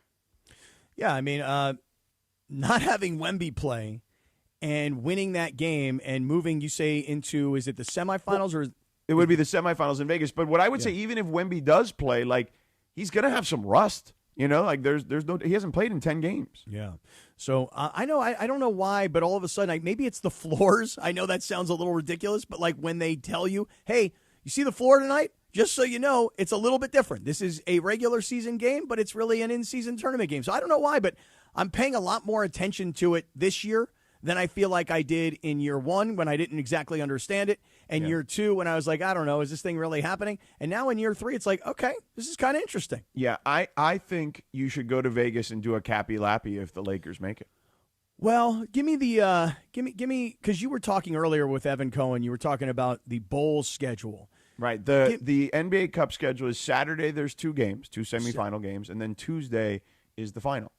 So Tuesday would be the 21st-ish. Does that sound about right to you? Tuesday the 21st? I don't believe that would be the Tuesday case. is the 16th. Oh, that. Yeah. The 21st is a Sunday. What is today's date? The 9th. The 9th. Oh, the 9th, it is? yeah. Oh, okay. Oh, should I start adding that to my time checks? Yeah, I didn't know what like today's the old date days? was. All right. There we go. It's 8:03 on this 9th of December, Tuesday. I appreciate that. That helps. I assure you, that helps not just me, but everybody else. People at this time of the year, people don't know what day it is. You know, they kind of know the year's coming to an end, and they know that we're in December. But, you know, man, I don't know what day it is. I didn't know. Anyway, so would you be able? Would you go on the 16th if they Tuesday make the the 16th? I'll tell you this right now, George. Yeah. Sunday this week, we've got the Rams and the Lions in a monster game. Right. I would argue to you that it's a heck of a lot more important for the Lions than the Rams. But on the other hand, I could make the argument that given where the Seahawks are and given that the Niners had the bye week, this is a critical game for the Rams. Yeah. So then Monday, we will be in studio together this upcoming week. Yeah. And then you want to fly to Vegas together, do you? I mean, if you want to go, I've got a flight on Tuesday at 5:55, I believe, or 6 o'clock, something like that. Oh, so Tuesday evening. No, Monday evening. Oh, Monday evening. Yeah. Well, I'll tell you what. I mean, you could tell fly me Tuesday this. morning if you'd like. But, let me ask Tuesday you morning, then you'd have to miss the show. All right, You can hold go on. after the show, maybe after the Cappy Cast. Let me test our friendship. You ready? Yeah. Yeah. Let me test our brotherhood. Okay. Let me test our business partnership. You want me to buy you a ticket? No. Oh. Although, now that you mention it, yes. Share your room. Okay. Thank you, Jorge Briones. If Mike Trudell is offering me half of his room in New Orleans. I'm not Mike Trudell, though. Oh, you see. Okay, so you see, they're I'm not a therein share the lies- room guy. That's not my deal. Okay, so then how about this? You ready? I can appreciate that. I didn't share the room with Mike Trudell, even though I thought the offer was genuine, because I don't also want to share the room. This non-offer is also genuine. Well, right, but hold on. You've already offered to buy me a flight. How about you just get me a hotel? And by the way, I need it for 4 nights, just so you know. Just like Trudell, I need it for 4 nights in the Laker Hotel. I'm going to need like 4 nights. Yeah. Where are we staying? I don't know yet, honestly. I'd have to look. I mean, are we going to stay in the right place? I'm guessing it has to be right near the arena. There's a bunch of hotels right behind it on the Strip. So I do like the idea of you buying the flight and the hotel room. By the way, I'm also going to need some pregame, passes. Accoutrement. Right. 8:05. I need all the things I need. 8:05. I mean, a Vegas Lappy, On this 9th of December. I mean, there's Captain. plenty of guys that go to Vegas to get Lappies, but this is a different Lappy. Can I get both? Yeah, he wants both. Right. It is the Sedano and Cap Morning Show. Coming up in just a few moments, we will have a Mongrel in the morning, plus the Cap 10. Who is number one? We'll talk about it. But first, let me tell you this. Let me sip from my Felix Chevrolet coffee mug in my Felix Chevrolet Santa hat. Hold on. Oh, beautiful, man. You grew up in Southern California in the Southland. Your parents used to drive by Felix Chevrolet. You know, it's been there in Los Angeles, overlooking Figueroa, right across from USC, since 1921. And as a kid, you were thinking, one day I'm going to grow up and be successful enough to buy a brand new truck at Felix Chevrolet, my community dealership. And now, 30 years later, 20 years later, 40 years later, maybe 50 years later, you are successful enough. You walk into Felix Chevrolet, you say, "Where's Nikki D?" You say, "Nikki D, I want to pet that big cat." And then you sign on the dotted line and buy a brand new Chevy truck. You're successful. And you're happy because you went to the dealership you grew up around, Felix Chevrolet. Been serving Southern California since 1921. The home of the big cat, overlooking Figueroa. You go in there anytime. The end of the year is coming up. You want gifts. You want to start 2026 off right. You want a brand new Chevrolet. Maybe you want a Tahoe, a Suburban. Maybe you want to go EV. Okay? Get the EV. It's beautiful. Or maybe you want the Traverse. And you know, my girlfriend Stephanie drives the Traverse. It's an amazing car. Just go in to Felix Chevrolet right there on Fig, across from USC. The big cat's overlooking you, and you go in there and you say, hey, Nicky D, I want to pet that big cat. And he's going to take care of you at Felix Chevrolet. FelixChevrolet.com, an institution and a part of our community right here in Southern California. The Sedano and Cap Morning Show back in 4 minutes from right now. This is the Sedano and Cap Morning Show. When pain keeps you from doing what you love, Hoag Orthopedic Institute gets you back to you. We are ranked number 18 in the nation and number 1 in Orange County for orthopedic and spine care by U.S. News & World Report. From the surf to the green, our world-class doctors are there, which is why more Californians choose Hoag Orthopedic Institute for orthopedic and spine care more than any other hospital. At Hoag Orthopedic Institute, there is no one better at getting you back to you. Proudly founded by premier physicians in partnership with Hoag. Learn more at HoagOrthopedicInstitute.com. Hey, Los Angeles, your Rams return home to battle the Detroit Lions in a massive NFC collision with playoff implications on Sunday, December 14th at 1 p.m. Get ready for another electric matchup as Matthew Stafford leads the Rams against Jared Goff and the Lions. Bring all your energy to SoFi Stadium to watch as the #1 team in the NFC West looks to defend their home turf. To secure your seats, visit therams.com/DET. Again, that is therams.com/DET. And we'll see you at the Rams house. Discover the bold taste of tradition with Amor Salsita homemade authentic salsas. Hi, this is Jerry with Amor Salsita. From dipping your chips, marinating your favorite dish, topping your tacos, Amor Salsita brings the vibrant flavors of Mexico straight to your table. Salsas with smoky, juicy, chunky tomato, roasted tomatillos, and mango habanero flavors. Visit AmorSalsita.com and discover the flavors and recipes. Pick up your Amor Salsita at any Albertsons, Vons, or Pavilions in the produce department. From our kitchen to yours, Amor in every bite. Oh, no. Looking for paint that actually lasts? Vista Paint delivers expert quality, rich color, and pro-trusted durability, backed by over 60 years of experience. From your home to your next big project, we've got you covered. Vista Paint, since 1956. Hey, fans! Welcome back to Fansville's Cheers and Tears. Oh. Okay, so like everybody deals with losing, right? To a rival on a last-second field goal. Whatever, it's fine. I'm totally fine. But I cope with losing with an ice-cold Dr. Pepper. Those 23 flavors are like so delicious. They totally wash away the pain of your college football team taking a big fat L. College football. It's a pepper thing. The post-career day press conference, brought to you by Progressive. Anthony, can you tell us what happened during career day? I'm a biomedical researcher.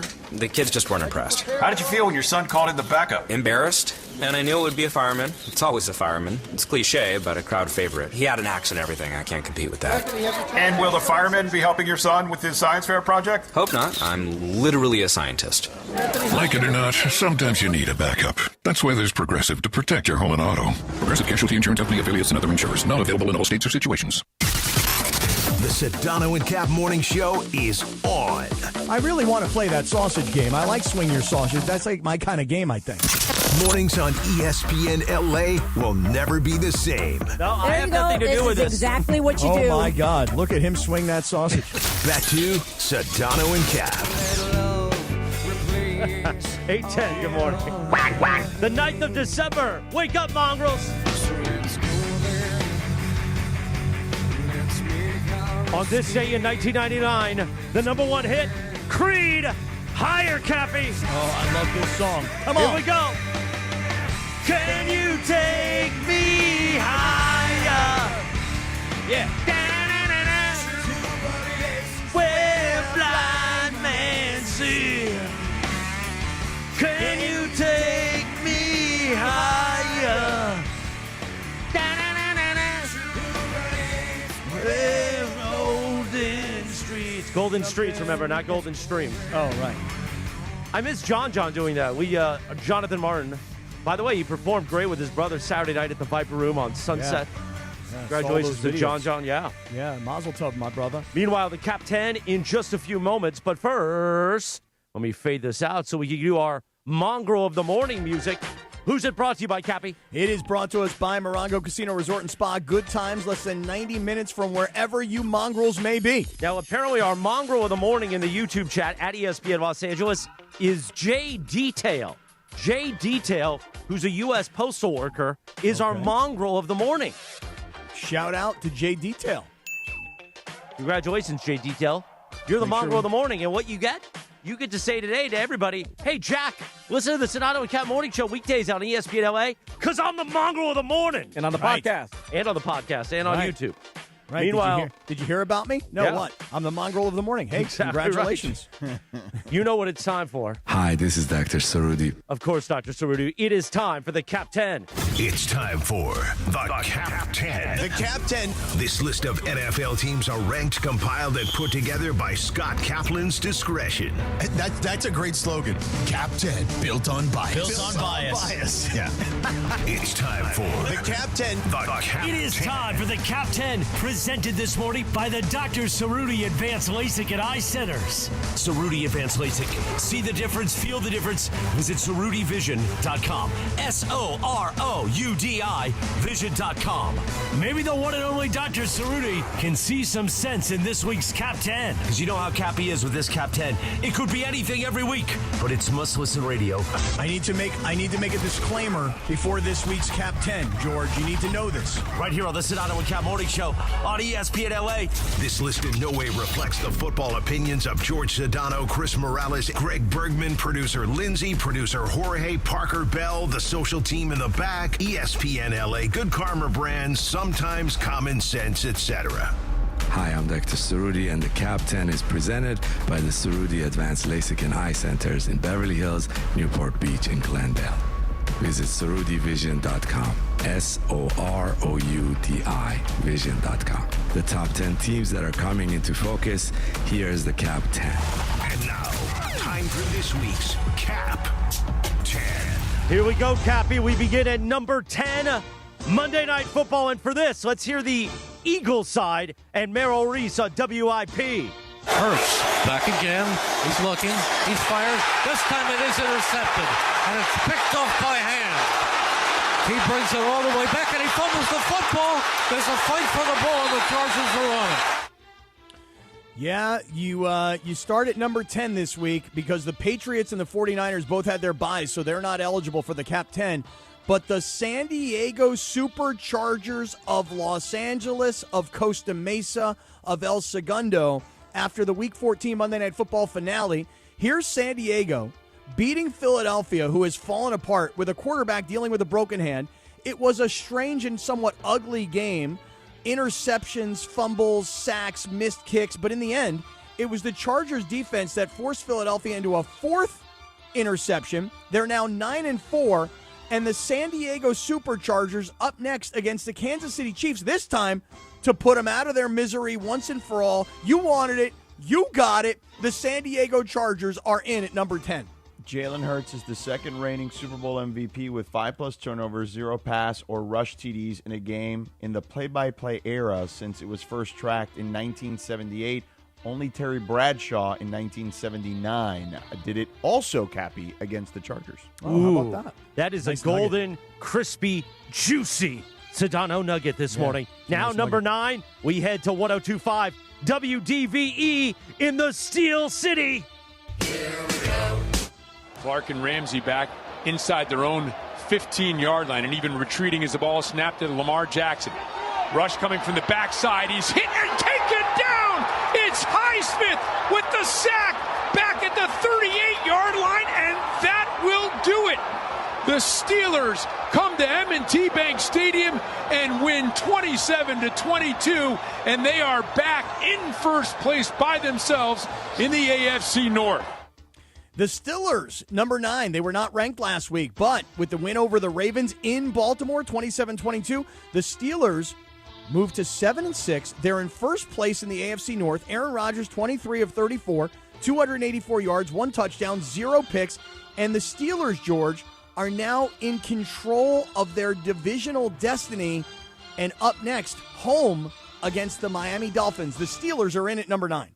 I'm going to ask you for a decision here. Would you rather a coach's nugget or an Aaron Rodgers nugget? Ooh, so many nuggets, Cappy. I like nuggets from Rodgers, I think. Okay. Here's an Aaron Rodgers nugget. Sunday was Aaron Rodgers' 64th win as a starting QB in a division game, passing Tom Brady for most since making his first start in 2008. That's also 23 more than any other active QB over that span, which would be Matt Stafford. We Nice move nugget. to number 8, and for that, we go to the Packers Radio Network. Can the beleaguered Packers defense hang on? 4th and 1, Chicago. Just inside the 15 of Green Bay. They get motion to the tight end to the right. Fake to Swift, bootlegging left. Williams looking, the floats the end zone. It's intercepted! An interception! A leaping interception by Keyshawn Nixon. And there is your dagger! In a Lambeau leap to the south end zone stands, and the Packers have hung on. So I have not been a believer in the Packers so far this season. They were unranked last week. They're in at number 8. But it was like a playoff game at Lambeau Field this past weekend, and Green Bay found a way to beat the Bears 28-21. Green Bay is now 9-3-1. They're in first place of the NFC North. Chicago, by the way, George, with the loss, went from the number 1 seed in the NFC all the way down to the number 7 seed. Jordan Love was really, really good, 17 of 25, 234, 3 touchdowns, 1 pick. But now Green Bay, now you got a chance to show everybody that you're for real. Green Bay on the road this upcoming week at the Denver Broncos. Dagger! Well, this is their time of year under Mike LaFleur, Cappy. Green Bay improved to 25-7, a 781 win percentage in December and January regular season games under Matt LaFleur, who's been there since 2019. Among head coaches with 20 such games, that's the second best record of any head coach in NFL history, behind only the great Vince Lombardi. We move to number 7, another team that was unranked last week. And for the sound, let's hear Kevin Kugler on Westwood 1. Prescott in the shotgun on the left hash. Snap comes in waist high. Prescott looking right, looking left, throws over the middle, and that is juggled and intercepted. Picked off by DJ Reed. He was trying to squeeze it into Ryan Flanoy. Instead, it's Reed who reads it and takes it away to close the door on the Dallas Cowboys. The Detroit Lions, as Chris mentioned, not ranked last week, but they motorboated the Cowboys 44-30. The Lions re-enter the Cap 10 at number 7. Detroit is 8-5. They're still a game behind Chicago. Jared Goff was 25 of 34 for 309 yards, 1 touchdown, no interceptions.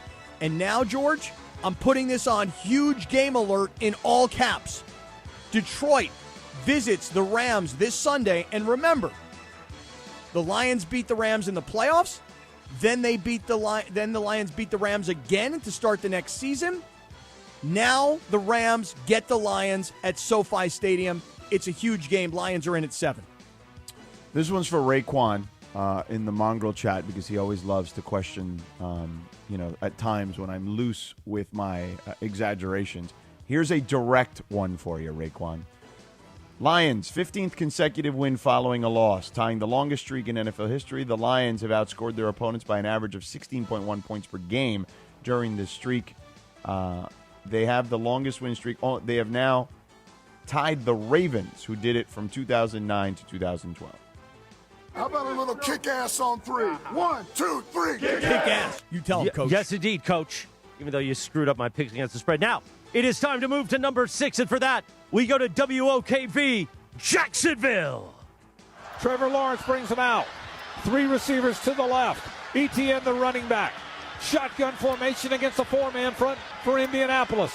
Inside handoff. This is Travis Etienne. 25, 20, 15, 10, 5. Along the right sideline. Touchdown.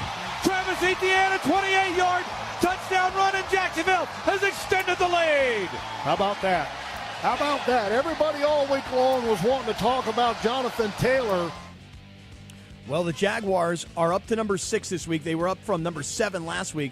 A 39-16 win over the Colts, who've now lost 3 straight games, the Colts have, and they lost Indiana Jones to an Achilles injury to the point where they're going to work out 44-year-old Phillip Rivers and hope they get a Joe Flacco moment out of him. Look, Jacksonville has been hot. They've won 4 straight. The Jags are 9-4. They're in first place in the AFC South. Trevor Lawrence playing good ball, 17 of 30, 244, 2 touchdowns, no picks. And up next, what should be an easy win, George, Jacksonville hosts the New York Jets. The Jacksonville Jaguars won their 11th consecutive home game versus the Colts, which is the longest home winning streak versus a single opponent in franchise history. They last lost at home to the Colts. You have to go back to 2014, Cappy. Ooh, wow. Ooh, that is a Sedano nugget. Okay, we're halfway through the Cap 10. It's kind of like when you do squats, right? You want to take a bit of a breather and remind you that Dr. Cerruti's making the Cap 10 happen. Call 855-NOW-2020. 855-NOW-2020. That's 855-669-2020. And before we continue the top 5 of the Cap 10, Sedano, I bang on the hardwood. Yeah. For our friends at Hernandez Wholesale Flooring. Listen, if you need that hardwood, okay, new flooring in your home rental, ADU, your business, Dr. Clapper called 866-62-FLOOR and talked to the crazy Hernandez brothers, took care of them. Cappy just got some shaggy carpet in Rachel's new rental, okay? Who did that? The crazy Hernandez brothers did it, okay? You know why? Because they're part of our family. Just like you, Mongrels, you're part of our family too. So now our families are getting bigger, okay? The Mongrels, the audience in general, the Hernandez brothers, 710, one big happy family. And that's great because Hernandez Wholesale Flooring is legitimately family run. You got the authentic old school TLC. Papi Hernandez is in the house, okay? Making sure those crazy Hernandez brothers are doing right by you, okay? Moms there, aunts, uncles, nephews, nieces, cousins, sisters, sons, daughters, you name it, okay? No bogus sales, no gimmicks, just the best price from the start. And that's why I say it and I mean it. No sale beats wholesale. So whether it is that hardwood, the laminate, the tile, the vinyl, the carpet, shaggy or berber, smooth or, a little rough if you like it. And then, of course, the turf for the outdoor. You name it, they got it. Over 5 million square feet of in-stock inventory. You can see it, touch it, take it home with you on the same day. That's huge when trying to finish a project fast. It's why designers, contractors, builders all shop there. First responders, active military, veterans all receive additional discounts. And if you find a better price, which I doubt, but if you do, call Hernandez at 866-62-FLOOR. Tell them your square footage, what some place is offering you. They'll match it, no questions asked. Head down to Hernandez Wholesale Flooring, OG location in Commerce, Orange County covered, Santa Ana location. Call them at 866-62-FLOOR, 866-62-FLOOR. No games, no gimmicks, just the best price in town year-round, because no sale beats wholesale. Check them out on the web, HernandezWholesaleFlooring.net. That's HernandezWholesaleFlooring.net. Or call them at 866-62-FLOOR. We now rejoin the Cap 10 in progress. Now we will rejoin the Cap 10 in just a moment, but first... Oh, not that one. Hold on.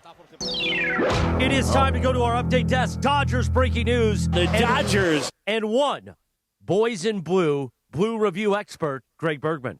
So the Dodgers are breaking baseball once again. According to Jorge Castillo, Edwin Diaz and the Dodgers are in agreement on a deal. Sources tell ESPN. Will Salmon was on it first. He is the New York Mets athletic reporter. Wow, that's huge. So now they got one of the best closers in baseball. In all of baseball. He's been one of the best closers for the last, 6 years. Yeah. So that is a massive get for the Dodgers, and I don't know where they're going to be getting the money for this, but it's amazing. Where? I know where. They got it. I'll tell you where they're going to get the money. Yeah. They got all that money sitting in a bank account that they owe Shohei that's earning interest, and they're just going to take the interest and pay Edwin Diaz. That's where they're getting the money from. Hey, Dave Roberts said, let's break baseball again. So, you know what? Here we go. You know what? We need to get Here we go. My guy, Dave Roberts. My guy, Dave Roberts. Meanwhile, Dave back on the show. It is time, and you're not going to bring him on when I'm on vacation. I want to say, Skip, you're my guy. I apologize for breaking your bobblehead. We are 1-1 now. We are best friends. I love you. By the way, my guy Marcel Hall just texted me. Oh, Marcel Hall? Marcel, what's up, man? He says, I know your boy is crazy. He's talking about you, Cappy. Yeah. And funny. Okay, so you're crazy and funny. Uh-huh. Okay, and this is a man who knows crazy and funny. This is a good judge of sports radio and radio content. Okay. But he says, but the Jaguars ahead of the Packers and the Lions? Question mark? Ooh. Well, I just want to tell Marcel, A, thank you for listening, and B, Marcel, just remember one thing. The Cap 10 is not a power ranking. It is based in bias. It is based exclusively on what I saw week to week. So remember, Marcel, you take a look at a team like San Francisco or New England, they were on buys this week. They're not even eligible. So remember, this is not a power ranking. This is about how I saw the league based on this past week, week 14. But thank you, Marcel. We now continue the Cap 10, and for that, time for number 5. We go to Ryan Radke and Mike Golick on Westwood 1. Twin receivers left and right. Shotgun snap to Mahomes. Back to throw on 2nd and 10. He looks, he double clutches, he throws, he's bobbled. It is intercepted, maybe. Looking for a signal. I think the Texans picked it off. Azeez Al-Shire intercepted it off the deflection. And the Texans have their 3rd takeaway of the game. That hit Kelsey in the hands again. Remember, I talked about this play yesterday. The Chiefs' entire dynasty yesterday, it was in one play. Travis Kelce bobbling the ball, his eyes lighting up, and then getting slammed in the chest and losing his wind in that exact moment. Because the Texans, Marcel, listen to this. The Texans are at number 5. They're up from number 6 last week. They're 8-5, and they're actually behind Jacksonville in the division. But I think Houston's the better team and will eventually overtake Jacksonville. The Texans beat the Chiefs 20-10. That's it. Dynasty over. Houston's won 5 straight games with quality wins, George, over Jacksonville, Buffalo, Indy, and Kansas City. It's time to take Houston for real. Up next, at home against Arizona. Houston is in at number 5. Yeah, I mean, listen, I saw Houston firsthand, Cappy. They are impressive. That defense is as good a defense as there is in the sport. And by the way, Nico Collins balling out. 8th career game with 120-plus receiving yards, tied for most by a Texans player in the first 5 NFL seasons. By the way, that includes Hall of Famer Andre Johnson and future Hall of Famer DeAndre Hopkins. Ooh, I like that. Time for number 4, and we head to WGR Sports Radio 550 in Buffalo. 2nd and 10 from the Cincinnati 40 with 7:41 left. Here's the snap, back to pass, blitz coming. Allen steps up in the pocket, 40, 30, down to the 20. Allen looking for the end zone, and he's in for a 40-yard touchdown rip. The beast has been released. How is he not your MVP? Yeah, in Buffalo, they think Josh Allen is the MVP. Buffalo's up from number 5 last week to number 4 after a snowy win against Cincinnati, 39-34. How about the play by Christian Benford? Maybe the play of the game. We just heard the Josh Allen 40-yard touchdown run. How about the 63-yard interception return after he jumped up right in Joe Burrow's face and picked that ball right off? Listen, Buffalo, all of a sudden, a little inconsistency earlier in the season. Buffalo's 9-4, George. They're looking up at New England. But up next, let's find out once and for all. Buffalo, New England rematch in New England this upcoming weekend. Buffalo's in at 4. Josh Allen, 7th career game of 3 pass TDs and 1 rush TD and no turnovers, tied for the most in 25 years. He is a beast with a capital B. I love it. Number 3, let us go to Cairo. Cairo in Seattle. Here comes the kick, end over end. Shaheed from the goal line. Near right side numbers, up the field 10, 20, looking for a gap. He's got one. He's off to the races. Look out. This could be it. 50, 40, 30. They're not going to touch him. 10, 5. He looks back. Touchdown, Seahawks. What a way to start the second half. Kick the ball to Rashid Shaheed and say, go, baby, for 100 yards. And he does. So why is Seattle all the way up to number 3 after being at number 8 last week? It's because they get extra consideration for playing in the best division in football. They go on the road. They destroy Atlanta 37-9. They're 10-3. They're tied with the Rams, even though the Rams would have the tiebreaker. Sam Darnold, 20 of 30, 249, 3 touchdowns, 1 pick.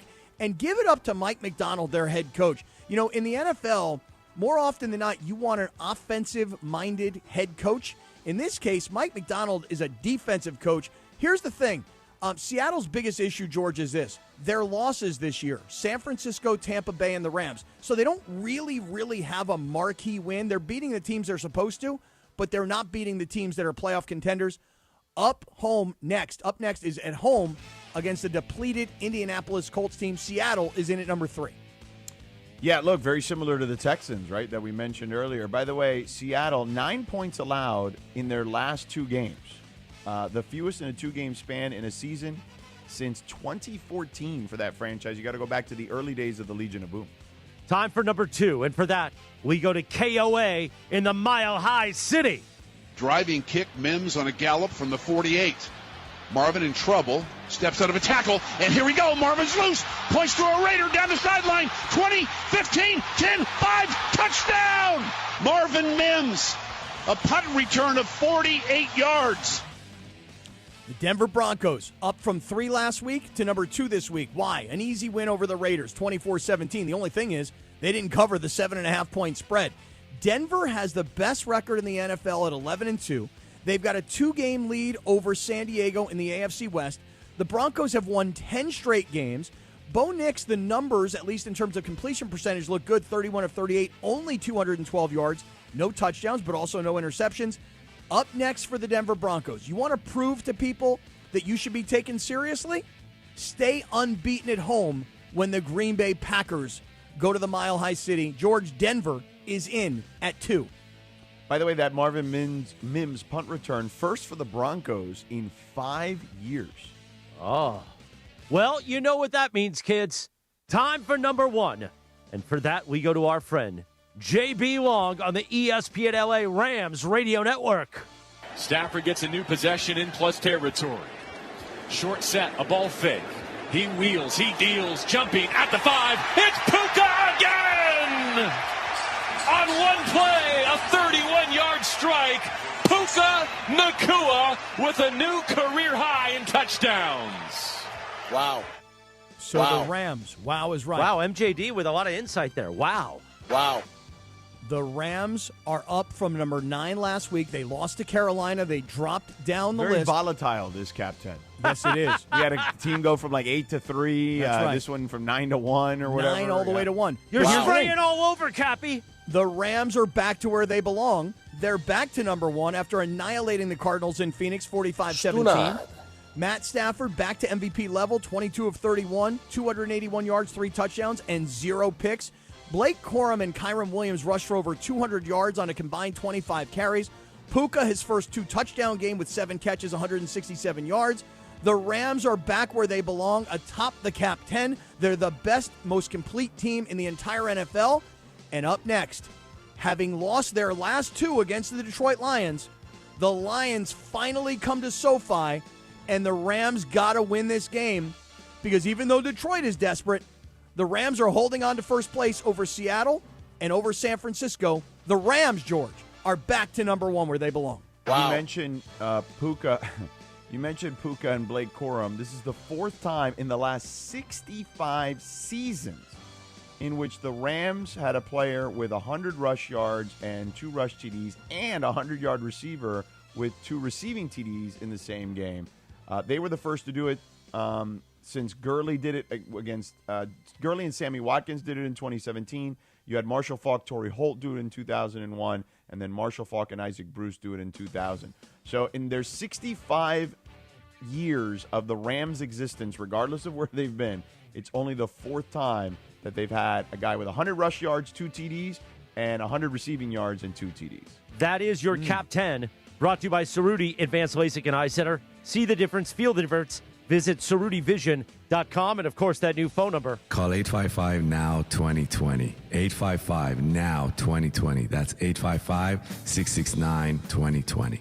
8:35 on this 9th of December. Do you have any bottom feeders, Cappy, or are we good? We know who the bottom feeder of all bottom feeders are.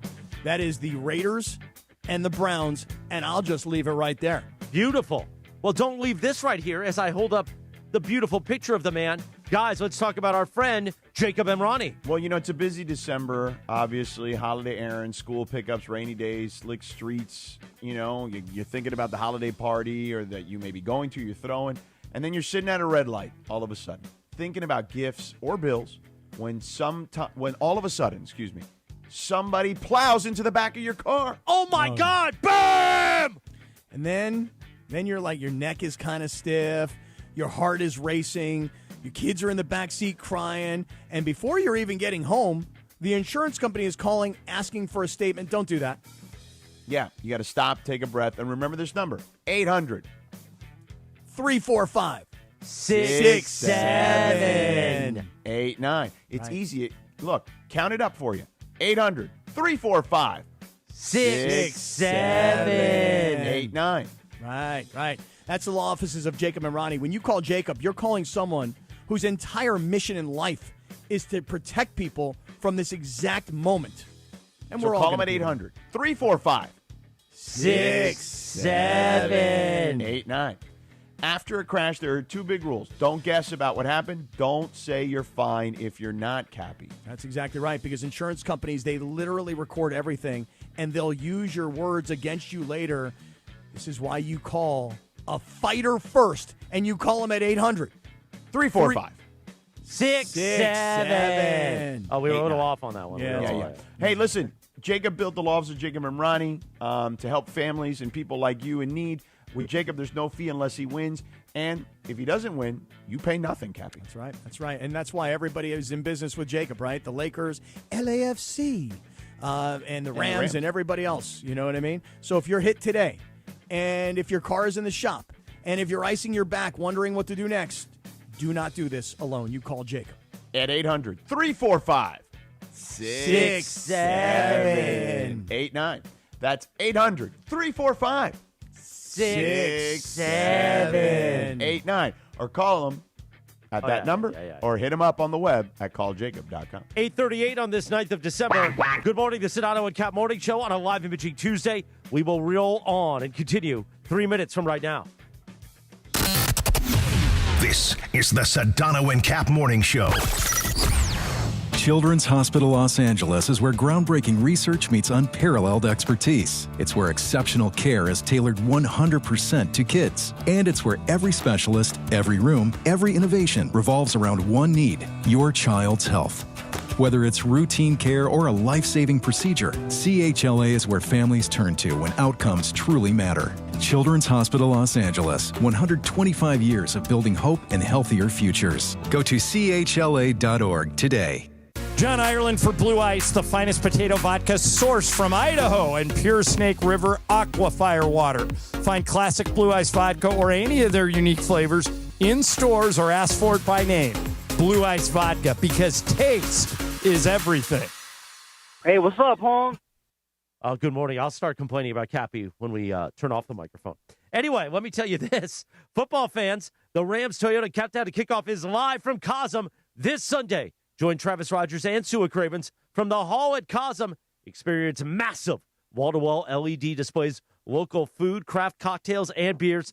The perfect way to get game day ready with ESPN LA. Plus, if you got a SoFi ticket for the game, you get in for free for hall entry. Don't miss it. Learn more at Cosm.com. The Sedano and Cap Morning Show back in 90 seconds from right now. I know you're listening to me wearing glasses or contacts. You're either nearsighted, farsighted, have astigmatism, or you're just over 45 and have to wear reading glasses. This is Dr. Cerruti, and I promise you, I can help you with any of these issues. No anesthesia, no pain, no downtime. And if you qualify, I'll even guarantee you with 20/20 or better vision or give your money back. I've never had to after 60,000 cases. Call 855-NOW-2020. 855-NOW-2020. That's 855-669-2020. Hey, fans! Welcome back to Fansville's Cheers and Tears. Oh. Okay, so like everybody deals with losing, right? To a rival on a last-second field goal. Whatever, it's fine. I'm totally fine. But I cope with losing with an ice-cold Dr. Pepper.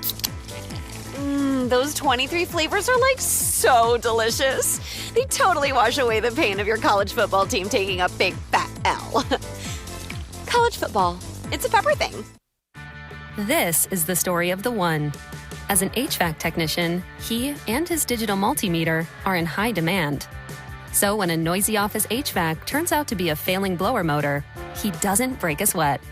With Grainger's easy-to-use website and product information, he selects the product he needs to keep everything humming right along. Call 1-800-GRAINGER, click Grainger.com, or just stop by. Grainger, for the ones who get it done. The Sedano and Cap Morning Show, presented by Call Jacob and Jacob Emrani. The new phone number, 800-345-6789. My guy, your guy, Cappy's guy, the great Jacob Emrani. 800-345-6789. With a new phone number, 800-345-6789. 841, good morning. This 9th of December.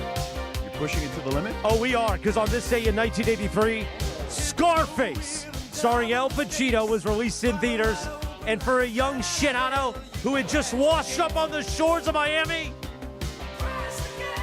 this was what it was all about, I think. I don't really know.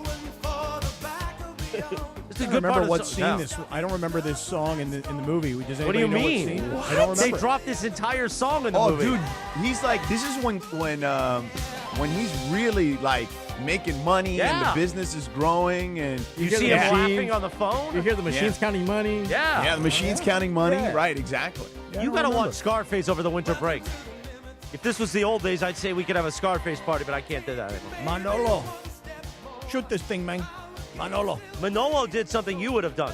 What'd he do? Which is hook up with the sister, and that caused all kinds of grief. I know, but she was really, really good looking. Yeah, but still, it's a man's sister. I understand. And the man was all tooted up. Why would you mess with his sister? I know, but don't you remember when Al Pacino went to see the sister and the mother, and he wanted to give the mother the money, and the mother was like, "I don't want your money. Your money's no good around here." Because he was It's a dirty." kingpin. He was a kingpin. Right. I might have to watch Scarface over the winter break. I love the car. Ma, what that do you he mean had. you don't want the money? Yeah. What kind of car did he have where it was like the leopard skin, the convertible? I know he had a Benz. He had a lot of cars. I don't remember. I remember what you're talking about, but I don't remember what kind of car it was. Michelle Pfeiffer is so good in that movie too. Yeah. By the way, Cappy, we have a follow-up from our friend Marcel Hall via text. Mm-hmm. It says, power or bias? Nobody but the Jags and their family think they're better than the Packers or Lions. Yes, but, Marcel, understand this. I've not been really a believer of the Packers all season. I've been excluding them, and I'm a huge believer in the Lions, and they've kind of let me down. And, by the way, I need them to let me down this week because the Lions come to SoFi Stadium to take on the Rams. I hear you, Marcel, but remember, this is the Cap 10, and it is built on bias. By the way, that credential's approved for you, so don't be trying to get out of this on Sunday. Oh, no, I'm coming, man. I'm there. I can't wait for the postgame. It's one of my favorite parts of the day. 844, tell us about our friends at Ocean Subaru. Cappy. Oh, it'd be my absolute pleasure. First of all, thank you to Omar for the 12 days of giving back. That is really, really taken off. And I think a lot of our listeners are enjoying hearing from these military families and the service that they have for our country. And we just appreciate it, and that's why we want to give back a little bit. But now, let's talk about math. Math is pretty simple. It goes like this. Low prices plus big trade values equals huge savings for you at Ocean Subaru of Fullerton. And if you come in today to trade or upgrade your vehicle, that'd be great. You can just sell it to us, and we'll pay you for it. So you can trade in and get a brand new Subaru product and upgrade, or you could just sell your used car and we'll give you money for it, like top dollar right there on the spot. So we're really excited to have you come to the dealership, but we've crunched the numbers, and either way, you win. And Omar and his entire team at Ocean Subaru of Fullerton, we are standing by, and we are ready to get you and your family into a safe and sporty brand new Subaru product. I have told my entire family, as a matter of fact, my sister just got herself a brand new Subaru. My niece just got a brand new Subaru. I'm driving the Forester. I absolutely love this vehicle. So come into Ocean Subaru of Fullerton if you're ready to upgrade or you just want to sell. No gimmicks, no hidden fees, just reliable vehicles at an honest price. So for complete details, visit us at oceansubaruoc.com, oceansubaruoc.com, or come on into Ocean Subaru of Fullerton. We're right there on Euclid Street in Fullerton. Huge selection of brand new and certified pre-owned vehicles. The math is simple. More for your trade, less for your next ride at Ocean Subaru of Fullerton. I know what you're saying, Mongrels. You're going to take another time out. But listen, here's the thing. That's what happens when we do 35 minutes supersized of the Cap 10. So we're going to take a 3-minute timeout, and we come back. I promise you we'll do something funny. The Sedano and Cap Morning Show continues next. The Sedano and Cap Morning Show. What's going on, LA? It's Bethel Duran, and I love my Toyota. And nothing says reliability like Toyota and two great dealerships, Northridge and Wondries Toyota. Right now, you can lease a brand new 2025 Tacoma for just $164 a month for 36 months plus tax. That's what I'm rolling in. If you're in the 818, go see my guy Reed Malib and the crew at Northridge Toyota. In the 626, go to Wondries Toyota. They're going to make it easy. Lease excludes tax, title, license, registration fees, and dealer offers and changes. $59.99 cash or trade equity down. Expires 12/31/25. Hey guys, it's Cap. Here's the scenario. Your home is flooded and the damage is severe. Now it feels like your insurance company is turning on you. They won't approve a replacement living arrangement, and the adjuster leaves you in the lurch. Take a breath and call Avner Gatt, one of Southern California's largest public adjuster firms. Avner Gatt knows how to fight back when your insurance company makes you feel like a criminal, leaving you with no hope of getting into your home and getting it all back together. With decades of experience and a passion for helping people, Avner and his family take the call themselves. So whether you have a toilet overflow, a broken water line, a burst supply line, a broken fire sprinkler, whatever the water damage is, you call Avner Gatt today at 818-917-5256, or you go to avnergatt.com. It's 818-917-5256 or avnergatt.com. You call, Avner answers, he says hello. Your claim is our game. avnergatt.com. Oh. Thank you, DeAndre Hawkins, Young D, Eagles fan, and Eagles apologist will join us at 9:30 in the Prize Picks Power Hour. But meanwhile, let me tell you this. It's a Rams watch party with a massive prize. Join ESPN LA on Thursday, December 18th at Kelsey's inside Pechanga Resort Casino. It's free to join, but you have to sign up at ESPNLA.com to save your spot, and you're going to have a chance to play golf in Sua Craven's foursome. That's one of the prizes. Oh, Sua! Play your perfect combination at Pechanga Resort Casino, the official California gaming and casino partner of the Los Angeles Rams. We continue in 90 seconds from right now. Think Verizon, the best 5G network, is expensive? Think again. Bring in your AT&T or T-Mobile bill to a Verizon store today, and we'll give you a better deal. Now, what to do with your unwanted bills? Ever seen an origami version of the Hollywood sign? Jokes aside, Verizon has the most ways to save on phones and plans where everyone in the family can choose their own plan and save. So bring in your bill to your local LA Verizon store today, and we'll give you a better deal. Rankings based on Root Metric True Score per data to 1H2025. Your results may vary. Must provide a postpaid consumer mobile bill dated within the past 45 days. Bill must be in the same name as the person with the name of the deal. Additional terms apply. If you love to travel, Capital One has a rewards credit card that's perfect for you. With the Capital One Venture X card, you earn unlimited double miles on everything you buy. Plus, you get premium benefits at a collection of luxury hotels when you book on Capital One Travel. And with Venture X, you get access to over 1,000 airport lounges worldwide. Open up a world of travel possibilities with the Capital One Venture X card. What's in your wallet? Terms apply. Lounge access is subject to change. See CapitalOne.com for details. Clinton Yates here, and the holidays are upon us, full of gatherings, toasts, and plenty of cheer. And if you're like me, you want every moment to shine. That's why I head to Total Wine & More, where you'll find it all at the lowest prices, from rich whiskeys and smooth tequilas to festive liqueurs and elegant champagnes. And if you're not sure what to grab, their guides will help you find bottles that impress. You'll always find what you love and love what you find, only at Total Wine & More. Spirits not sold in Virginia and North Carolina. Drink responsibly. B21. Hi, this is Avner Gatt, founding partner of the Sedano and Cap Morning Show. Avner Gatt Inc. is your trusted Los Angeles public adjuster. Call me directly at 818-917-5256 for help navigating the complexity of your insurance claim. Now back to the Sedano and Cap Morning Show. Good morning, guys. 8:50, good morning. Thank you, Abner. Good morning, Abner. The Sedano and Cap Morning Show on a Tuesday. Live Imaging Tuesday. On this day in 1994, the #1 alternative hit, Nirvana, About a Girl. Never talked that one up, but I just did. Yeah, you hit that post, too. Nice job. By the way, Sedano, we're out at 55:50. The Triple P, the Prize Picks Power Hour, coming up. The Rich Eisen Show at 9 a.m. Terrestrially on 7:10 a.m. and the ESPN LA app. We will continue on the ESPN LA app if you're listening. And, of course, on YouTube at ESPN Los Angeles. I think everybody's making that exact same noise right now. What would that be? That noise.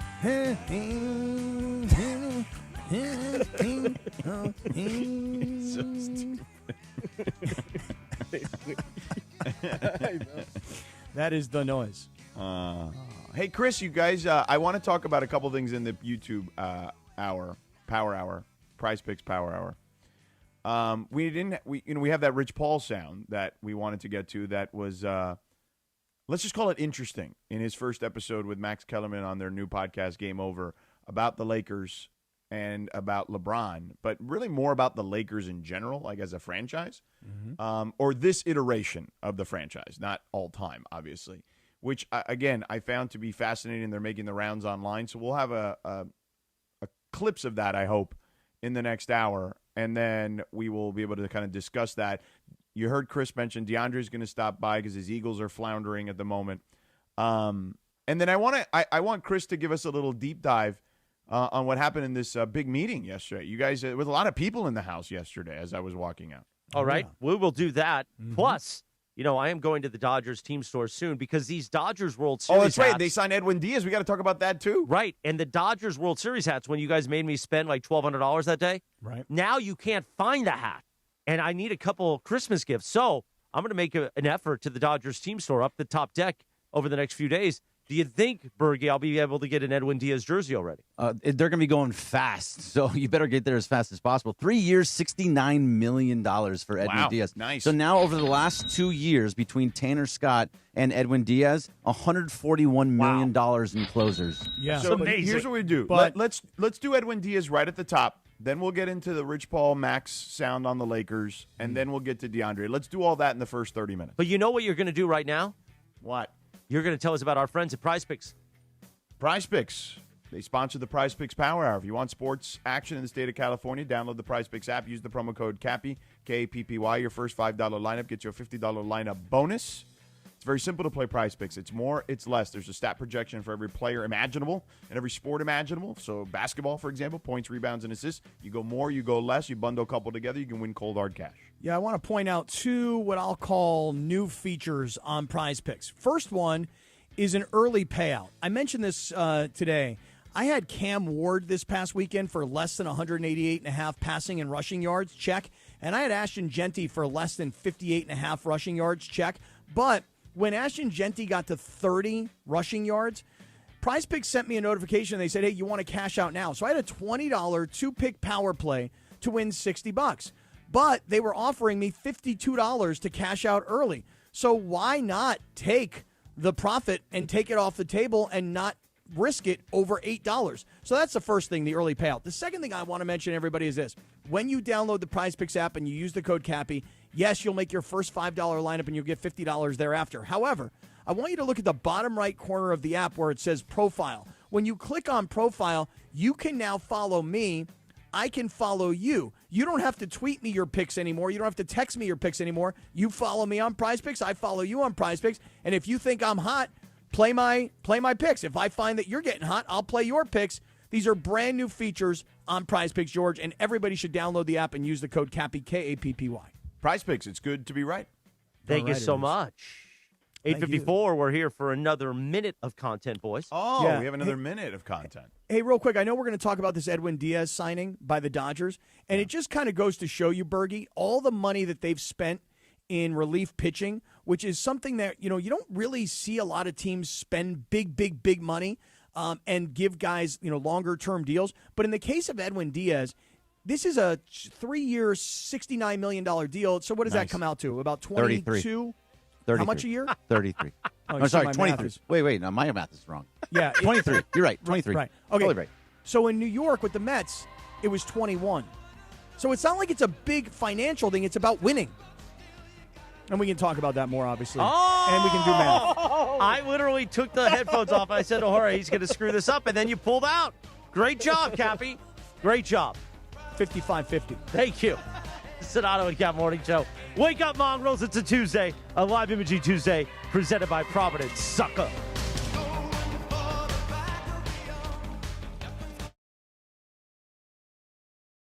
I would like to tell everybody this. If you look at the Prize Picks app and you look at the bottom right corner, you look at the profile right down here, right here. Follow me on Prize Picks. I'll follow you back on Prize Picks. And now you can follow my picks. And I've been hot, and I can follow your picks. And we can all follow each other on Prize Picks. Let me tell you something. You tell that Italian stallion uncle of yours, Chris Morales, I have been hot on Prize Picks. Download the Prize Picks app. Use the code CAPPY, K-A-P-P-Y. Make your first $5 lineup. Get $50 instantly from Prize Picks. Prize Picks, it's good to be right. 28-21, the Rams now move back into the top spot, and it was a complete team effort led by Matthew Stafford, again looking like the MVP. 3 touchdown passes for Matthew Stafford, including 281 total yards, and the Rams were not one-dimensional. Absolutely awesome on the ground as well. Blake Corum having the second consecutive best game ever as a Ram for him. 128 yards, a pair of touchdowns along the way. Kyren Williams, no slouch himself, 84 yards and a touchdown. And Puka Nacua, 7 catches, 167 yards, and a pair of touchdowns. With Monday's Rams Report, I'm Travis Rogers. This is the ZipRecruiter Rams Report. Powered by ZipRecruiter. Looking for your next great hire? Try ZipRecruiter for free at ZipRecruiter.com/LA. When it comes to hiring, other job sites are still huddling while ZipRecruiter's already in the end zone. That's why over 4 million businesses have used ZipRecruiter to hire, and why 4 out of 5 employers who post on ZipRecruiter get a quality candidate within 1 day. Get in the end zone with ZipRecruiter, the smartest way to hire. Try it for free at ZipRecruiter.com/LA. That's ZipRecruiter.com/LA. Math is simple. Low prices plus big trade value equals huge savings for you during the 2025 Subaru Share the Love event at Ocean Subaru of Fullerton, where we'll donate $325 for every new vehicle purchased or leased to the charity of your choice. Come in today to trade and upgrade your vehicle or just sell it and get paid. You win either way. For complete details, visit OceanSubaruOC.com. $325 donation consists of $250 from Subaru and an additional $75 from Ocean Subaru of Fullerton. Expires 12/31/2025. Hey guys, it's Sedano. Los Angeles International Airport's People Mover trains begin rolling early next year as part of LAX's ongoing investments to transform and improve your travel journey. The People Mover trains will quickly move guests between their terminals and our new consolidated rental car center, metro trains and buses, economy parking, and Kiss and Fly lot. The trains will make it simple and fast to get to your LAX destination in 10 minutes or less, and trains depart every 2 minutes beginning in early 2026. Learn more at lawa.org/ESPN. Out here, it's football season, where nothing beats backyard grilling, gathering around the fire pit, and cheering on your favorite team with friends. The yard is mowed, the lights are strung, and the grill is warming up. Whether you need to fill up your propane, get a new grill, or even a generator, out here, it's game day. And we're ready for it. Tractor Supply, for life out here. At AT&T, we guarantee our network so you can talk college football with your BFF while taking Buster to the vet. Hey, yeah, I can't believe he ate the whole thing of chicken wings. And I can't believe we're staging a comeback. Touchdown! Yes! Staying connected matters. That's why in the rare event of a network outage, you'll automatically get a bill credit for a full day's service. For wireless downtime lasting 60 minutes or more caused by a single incident impacting 10 or more towers, must be connected to impacted tower at onset of outage. Restrictions and exclusions apply. See att.com/guarantee for full details. Hi, it's LeBron. The Lakers play here. 710 ESPN. KSPN, Los Angeles. A good karma brands radio station. Oh! The Sedano and Cap Morning Show is on the air. Dicker to get the lead on a 54-yard field goal. Ball put down. Right-footed kick is end over end. It is up. It is good. 54-yard field goal to begin overtime. And the Chargers have got the lead 22-19. That kid is good. He is. He is money. Right down the middle, 54 yards, put it into overtime, taking the lead in overtime. Ice in his veins. The biggest show in ESPN LA history. Eagles at the 17 of the Chargers. 1st and 10. Shotgun snap. Hurts. Hit as he throws. Pass to the 5. Deflected. It's intercepted. It's intercepted. The Chargers have won. The Chargers have won. Intercepted on the play. It was picked off by Tony Jefferson. They tried the quick count, and he throws it to the 5, and the ball was picked off. The Chargers have won on a 4th interception thrown by Hurts. Do You have me on your show to berate me. Is that what you're doing now? Scott Kaplan, eat a fat one, bro. Thank you for letting me share in your aura. How do you say his name? Asminger? Asminger. On 710 ESPN. The all-new ESPN LA app. And on YouTube at ESPN Los Angeles.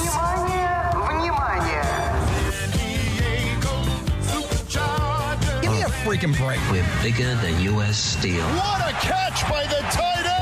Dungus. Right now. Wow, that's crazy. Well, you want to woo-woo? I've danced with the devil. It is smooth, baby. Yeah. I don't know if I have the words to express just how joyful I am. You know, J.K. at Chapel talked about the definition of being joyful, of joyous. Give me a freaking break. Never give up. Never quit. Never surrender. That is this football team. That is this football team. Give each other a high five.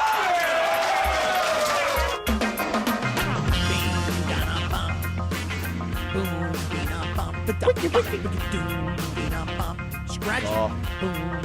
Tastes like vinegar, Cappy. Do the love boat, Cappy. Here it comes. 9:02 and 33 seconds on this December 9th, a Tuesday, Cappy. I really appreciate the date. And the day of the week is very Well, you helpful. said earlier you don't know the date, so now we're going to include the date. Yeah. Date and day of week is very, very helpful. Like they used to do it back in the day. Yeah, right. 66 WNBC. Exactly right. Tastes like vinegar, George. That's what you're saying to me today, huh?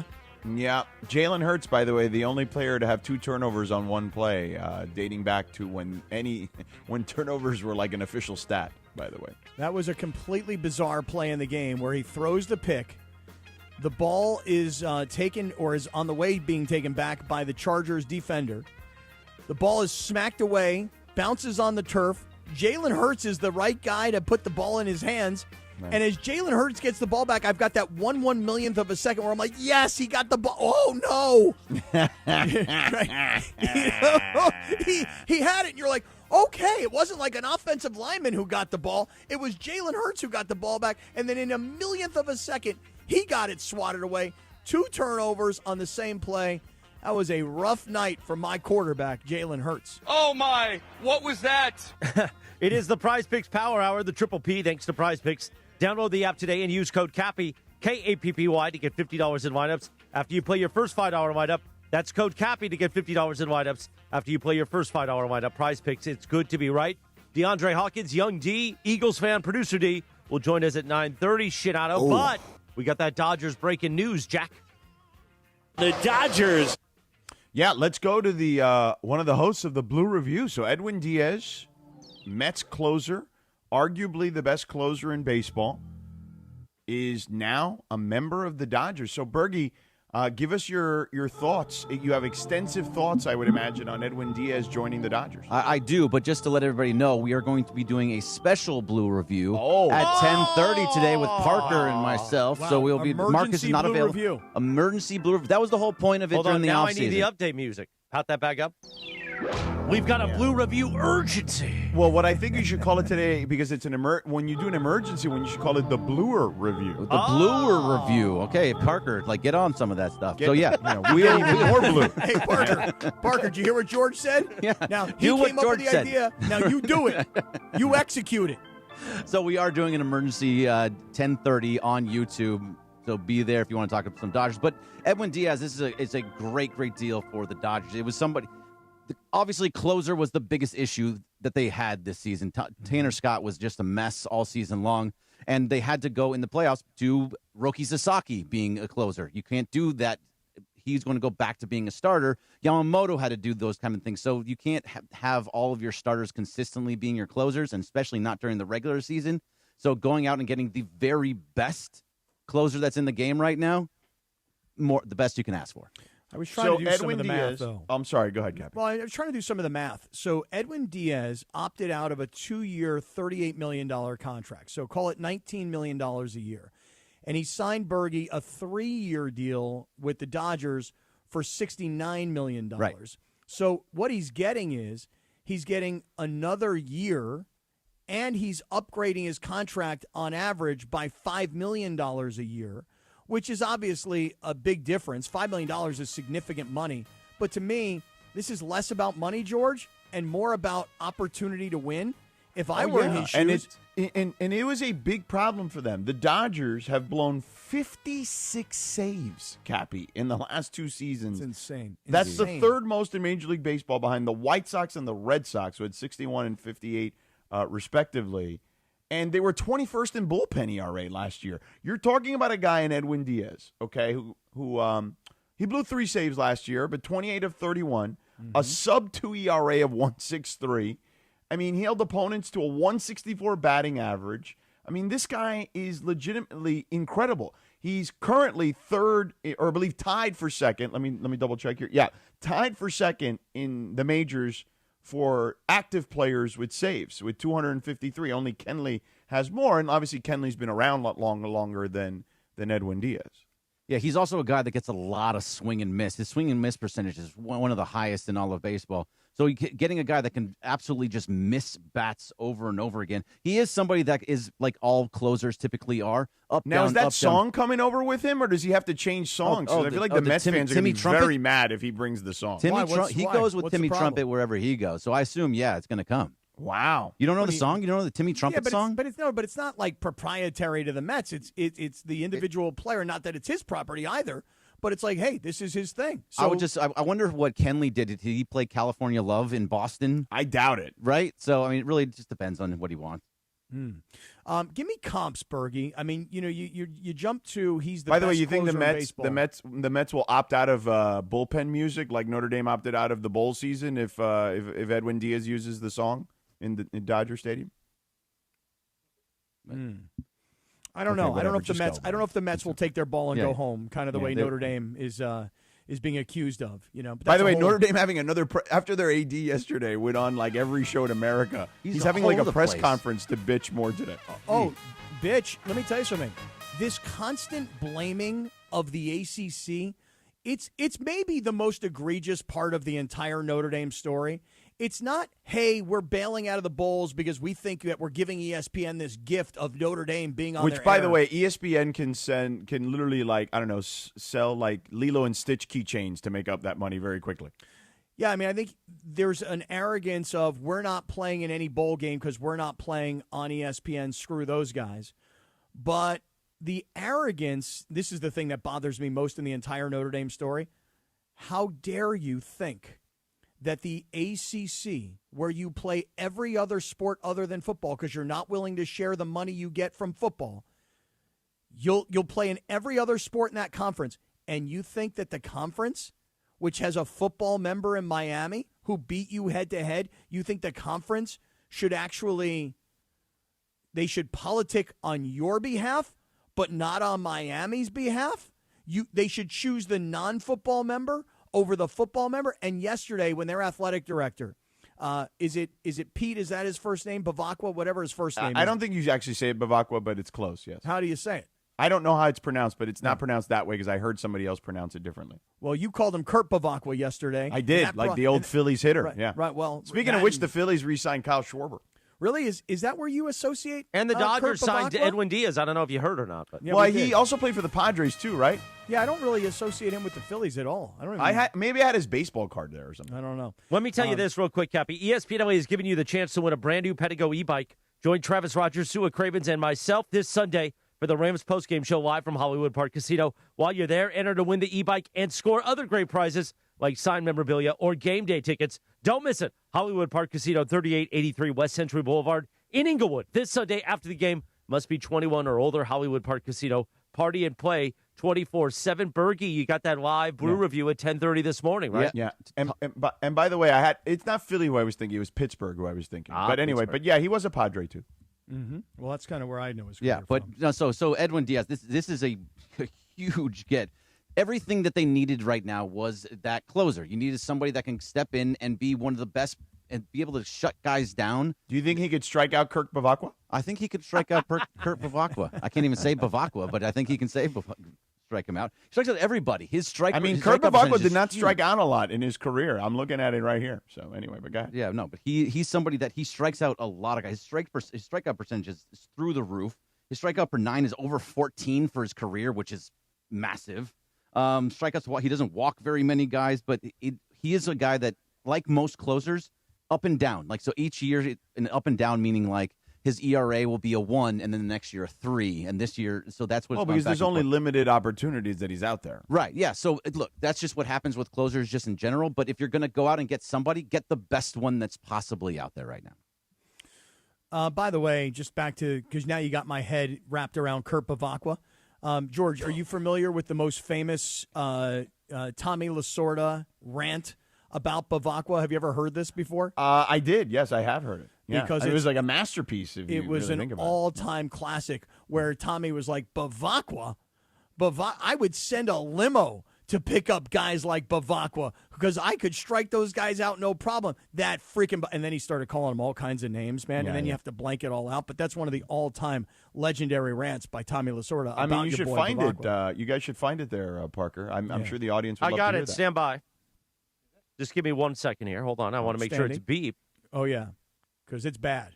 Because Tommy goes nuts. It's way worse than the Dave Kingman thing. You know, what'd you think of Kingman's performance? What I think of Kingman's performance? No, the Bavacqua thing is way worse, which makes it that much better. I haven't seen Kurt Bavacqua in years. In the meantime, by the way, Kebby, I just made that Notre Dame joke as like a quick pun. It didn't mean that we had to go down the rabbit hole. It still irritates the hell out of me. It just irritates me, man. We're It sitting back pisses here me like, off. okay, I guess the Edwin Diaz stuff is over. No, it was just like a quick little thing. Like, are the Mets going to take their ball and go home too with the song? And then Kebby went It down. just bothers me, man. I'm so pissed. See, it's funny because you were defending Notre Dame yesterday, and now you've realized that they're annoying about the way they've handled it. I'm not defending them. And believe me, I'm as big a Notre Dame hater as there is. I'm just what really, really irritates me is how dare you be so arrogant as to expect the conference that you're not in to take up for you rather than take up for the team that beat you on the field that is in the conference. Yeah, but back to Diaz. You know, this kind of was foretelling a little bit, maybe not necessarily with the Dodgers, though, although everyone knew the Dodgers were in on him recently, because they signed Devin Williams. Now, I get he was going to be, in theory, the setup man for Diaz, but he has closed games before.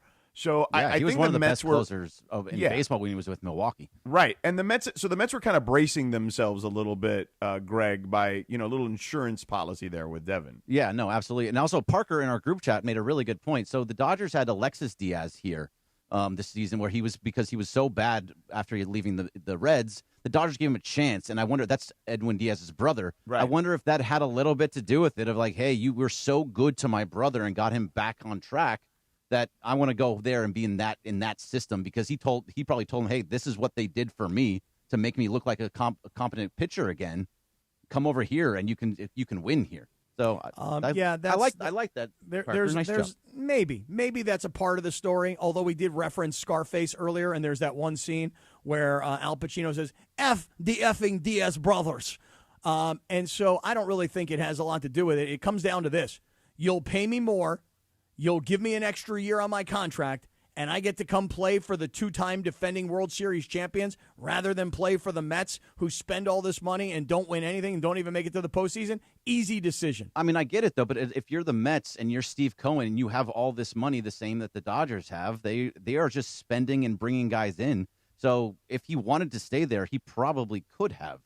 Right, but he opted out of his deal because he declined it, to be honest. Well, the thing is that, again, you'll pay me more money, you'll give me more years, and I get to play for the back-to-back World Series champions, and then put the cherry on top, Bergie. My brother was in the system, whatever it is. There's a lot of reasons why it makes all the sense in the world. Now, the rest of the country, while we sit here and go, oh, hey, this is awesome. Look at how the Dodgers continue to spend. Yeah, the whole people are so mad. So mad. The whole country. How much help do they need? All of it. All of it. They need all the help. Just give them I'm everybody. sure that, and I haven't even checked social media, but I'm sure there's a whole attitude out there like, can't wait for the work stoppage. Can't wait for baseball to have to try and fix itself because the Dodgers are owning everything. Okay, so if that's the case, that let's say there is a stoppage in a year, which I don't think there will be, but if there is, shouldn't you just go out and buy everybody that you possibly can to try to win another one? Before that. Before the stop. So, Bergie, when you say you don't think there will be, what? You think the union's going to agree to a salary cap? I think that is starting to become more and more of a possibility where there is a salary cap, but also a salary floor as well, so that the guys below have to pay money also. So if there's even Dave Roberts earlier maybe a week ago said that he was open to a salary cap just as long as the floor goes up as well. So we have that Dave Roberts sound. Let's hear it. Should baseball have a salary cap? You know what? I'm all right with that. I think the NBA's done a nice job of kind of revenue sharing with the players and the owners. But if you're going to kind of suppress spending at the top, I think that you got to raise the floor to make those bottom feeders spend money too. There you go. Good job. That's from Amazon Prime. Yeah, looking at the Pittsburgh Pirates. Your Pirates there, Cappy. What do you Spending mean, no money. I don't know, you Pittsburgh guy. I just put you all together. Here we go, Pirates. Here we go, Buccos. They're going to lose Paul Skeens because they're probably not willing to pay him. So unless you can go out and actually have a floor, so they have to spend a certain amount of money, it's not going to. You can't do one without the other. Sedano, do you agree with that? Oh, wait a second. That's not a sigh. That's more of like that's more of a pondering thought. Yeah, I'm thinking. Yeah, that is not a sigh at all, actually. No, it was from the nose more so than from the mouth. I could hear it. Right. No, a sigh is definitely from the mouth. And that is more like, that's a good question, basically. Like they have flare. to live together. You can't put in a salary cap and then still let guys spend nothing. No, if you put in a salary cap, there needs to be a floor. There's a floor in the NBA. Right. So there's nothing in baseball right now. So if there's going to be a work stoppage, they can't. There's probably going to be a work stoppage. What? Because of the Dodgers? The Dodgers ruining baseball? Because there's going to be a salary cap and there's going to be a floor. That the owners don't want the floor, and baseball, the MLB Players Union doesn't want a salary cap. No. Well, but the Players Union would want a floor. Right. So Dave Roberts could say that. It's not Dave Roberts' vote. He's not an owner and he's not a player. So you're going to have a work stoppage, Bergie. That came from Amazon Prime. I know, but you said Amazon Prime. Like I'm asking. The only the thing show with hey, Kevin Chris, Hart. don't put your head down. You said something, so actually be definitive and actually have because some details. Because we don't know the sound. So when I said Amazon Prime. Oh, how Tulsa of you to not know. Wow. I mean, you're going to make a reference but not know where it came from? Because maybe I'd like to go back and watch it. Maybe. Well, shouldn't you know? You're the host. No, actually, I didn't know that even Amazon it was on Prime our prep has sheet any last shows. week. That's where the sound came from last week. So it's didn't see it. It's the new show on. You didn't see the prep sheet? I didn't see that Dave Roberts was on our sheet last week talking about this. So where was it? What is it, Lindsay? Shall we argue about this? It's the new show on Prime with Kevin Hart and Kenan Thompson. It's called, didn't know they had that. Yeah, it's called Good Sports. It's on like if you go on Prime, it's like one of their first tiles of like new stuff they're promoting. Okay. I know it's super new. This is the first clip of anything relevant, so I'm not sure like if it's a big hit yet or not, but yeah. I didn't know that. You feel better now? Everybody else didn't know it either. Okay. Now we've given information. I only saw it because it was on the tile. That's all. Oh. But also, I don't think there's going to be a work stoppage because I don't think baseball can afford it. They're in a spot right now where baseball is Wait. In 1994, they couldn't afford it either, and they had one. Right, I know. But in this day and age, if you go away from the sport, if you have a work stoppage, you're going to get lost in all of it. And baseball especially. Who can't afford it? The players can afford it. They make hundreds of millions of dollars, and the owners make billions. The fan bases will leave for the most part. Not like you think either of those sides? You think either of those sides? Well, care. but I honestly, if it's going to happen, it's not happening for at least another year, which would impact the 2027 season. So they've got time to figure it out because the current CBA doesn't expire till December 1st of next year. But there is going to be pressure to fix some of the issues, the deeply rooted issues. But let me tell you something. If I were Major League Baseball, and if I were the commissioner of Major League Baseball, I'd go to all these owners that are chronically complaining about team spending. And by the way, listen, people will complain about the Dodgers spending because that's a fashionable thing to do because they're the two-time defending World Series champs and they're the dominant force in all of baseball. Right. However, that all being said, I would be looking at Pittsburgh and Tampa Bay, Miami, and Kansas City, Miami. 100%. And I'd say to all these owners, listen, guys, if you don't have the financial wherewithal to compete in Major League Baseball, then it's time for you to get out. Now, a lot of those owners would be like, now hold on a second here, guys. I'm in little Pittsburgh and they're in big LA and they can create $250 million TV deals. And in our town, we can only create a $25 million TV deal. Okay, now that's what I think is a solvable problem, because right now, individual team owners get to do their own local TV deals. So baseball can spread money around with national TV deals. But look at what the NBA just did, George. The NBA just signed their biggest rights deals. I mean, technically, their rights deal is bigger than the NFL's current deal. And they've gone to all the different platforms, right? So if I'm Major League Baseball, I follow what the NBA did. I'm looking for a massive rights deal. But what did Major League Baseball do? The first thing they had a situation where ESPN opted out of their deal because they felt like the price was too high. Right. And then what Major League Baseball did is they complained about their lack of coverage on ESPN, and then kind of made some disparaging comments about ESPN. And then ultimately, what did Major League Baseball do? They settled for what ESPN essentially originally offered. Meaning, right, which is to basically be in charge of the offerings of the local teams via the app, and then still have some games on Wednesdays. Yeah. So look, I'm just going to tell you right now that certain markets have proven, and I'll use San Diego as an example, that while you said forever you can't compete with the Dodgers, an owner finally decided, I'm going to go try and spend money and keep up with the Dodgers. Now, it didn't last long, because before you knew it, he was borrowing money to pay off these contracts. But seriously, I look at Colorado, and all Colorado does is complain. And you know why they complain? Because they don't want to spend the money.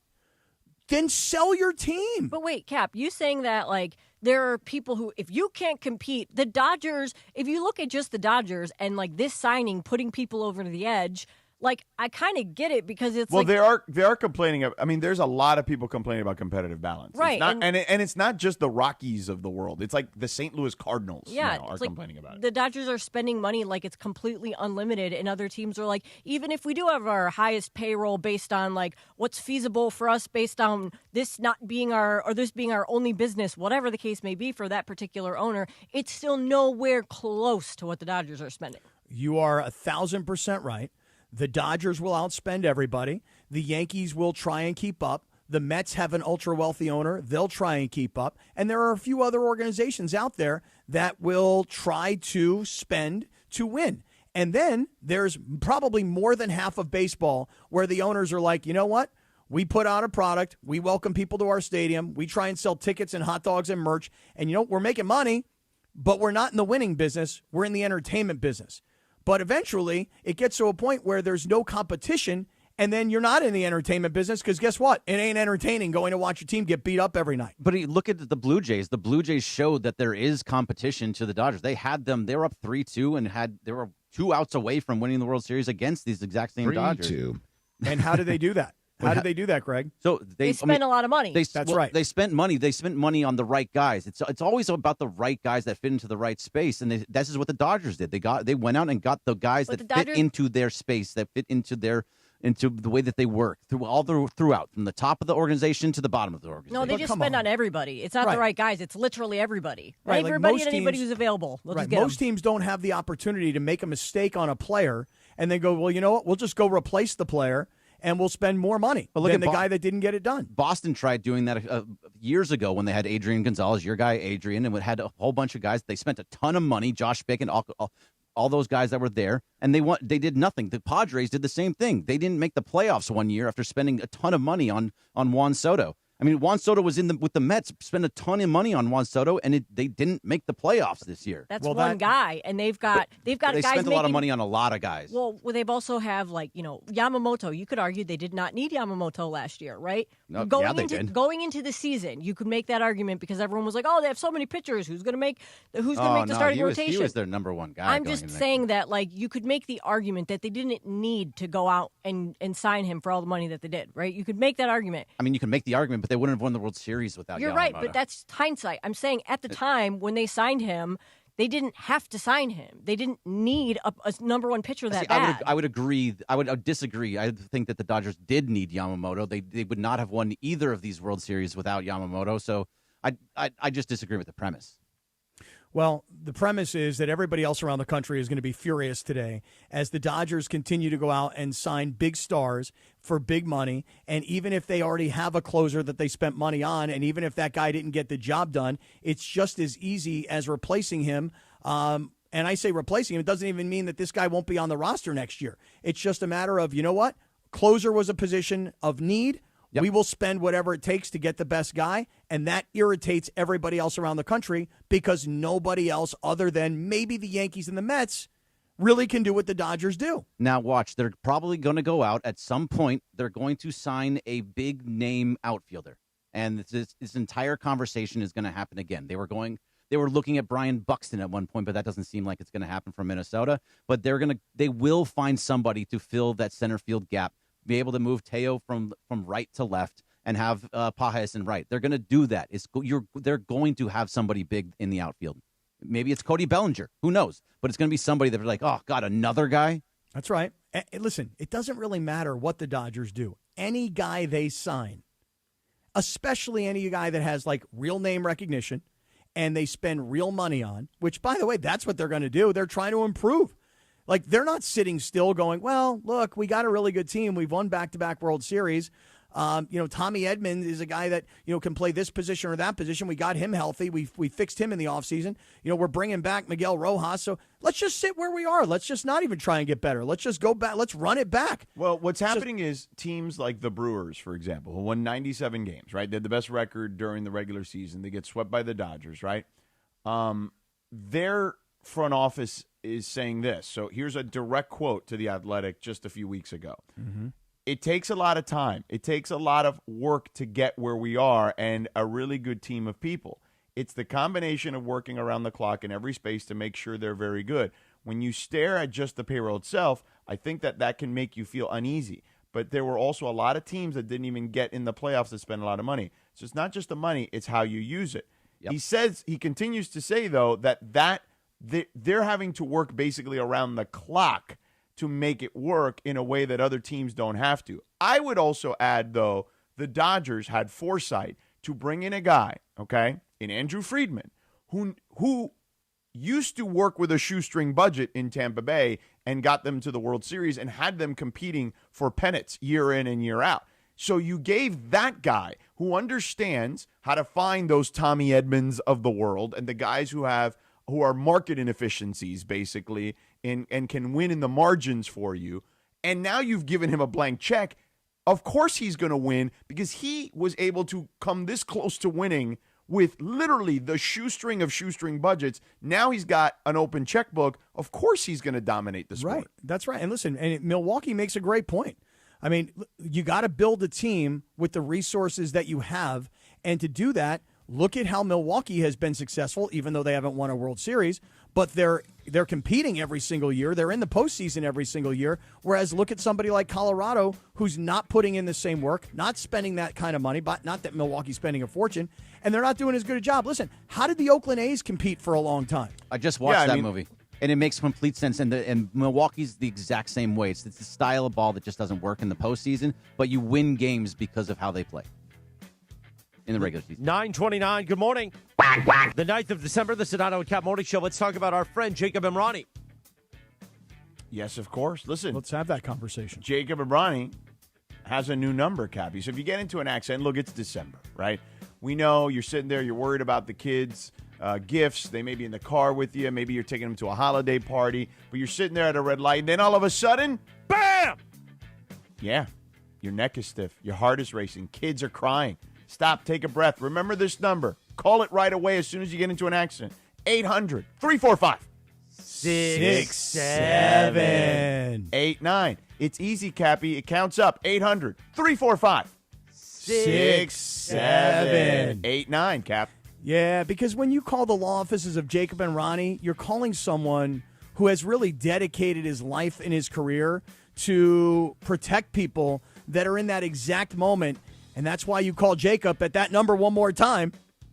800-345-6789. And after a crash, there's two big rules. Don't guess about what happened, and don't say you're fine if you're not, Cap, because those insurance companies, they record everything, man. That's exactly right. And Jacob built the law offices of Jacob Membrani because he saw so many families pushed into tiny settlements. Because that's what happens, right? I mean, like, you get into an accident and they're offering you money and you're like, should I just take the money? Don't just take the money, because you could still be in pain and you could still be confused. You call Jacob.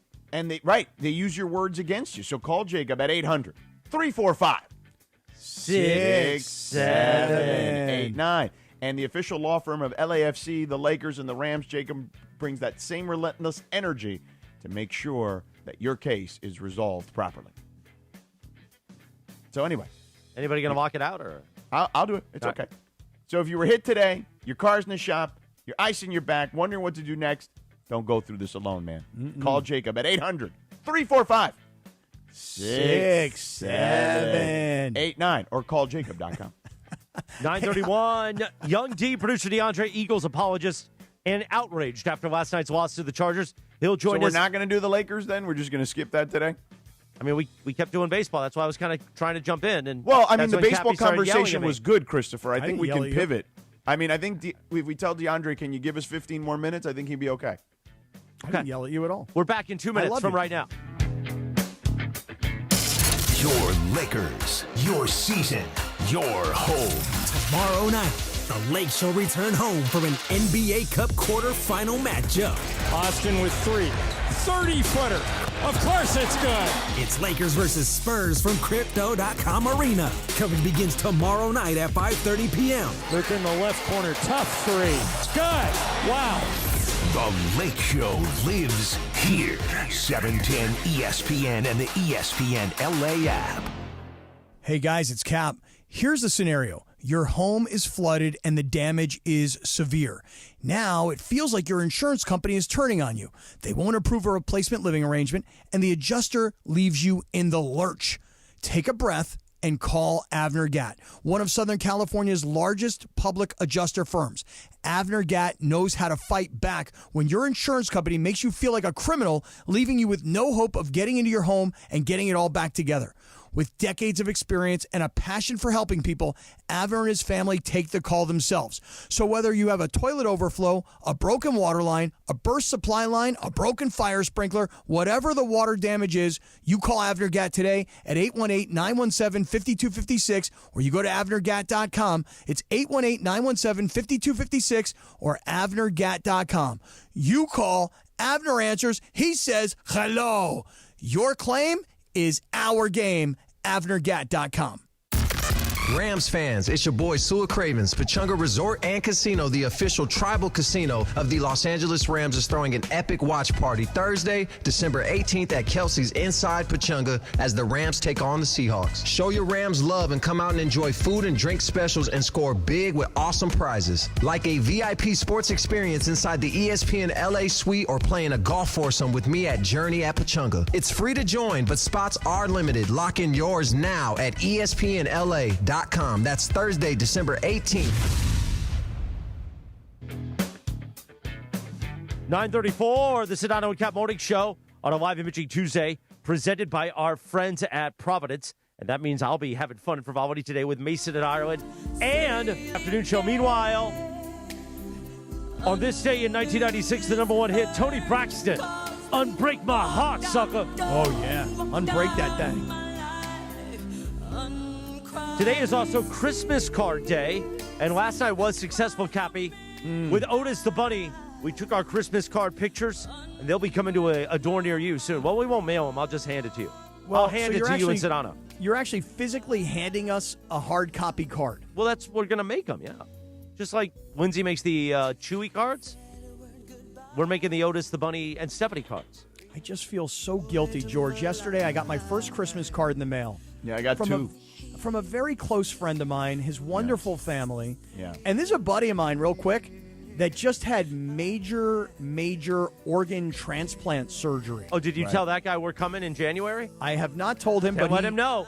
Tommy Lamb and I are coming. You guys are very welcome. Let me just tell you, though, I got his Christmas card in the mail yesterday. I opened it up. What a beautiful gesture. What an awesome card. Gosh, your family looks great. I'm watching your kids grow up. This is amazing. I put it on my refrigerator.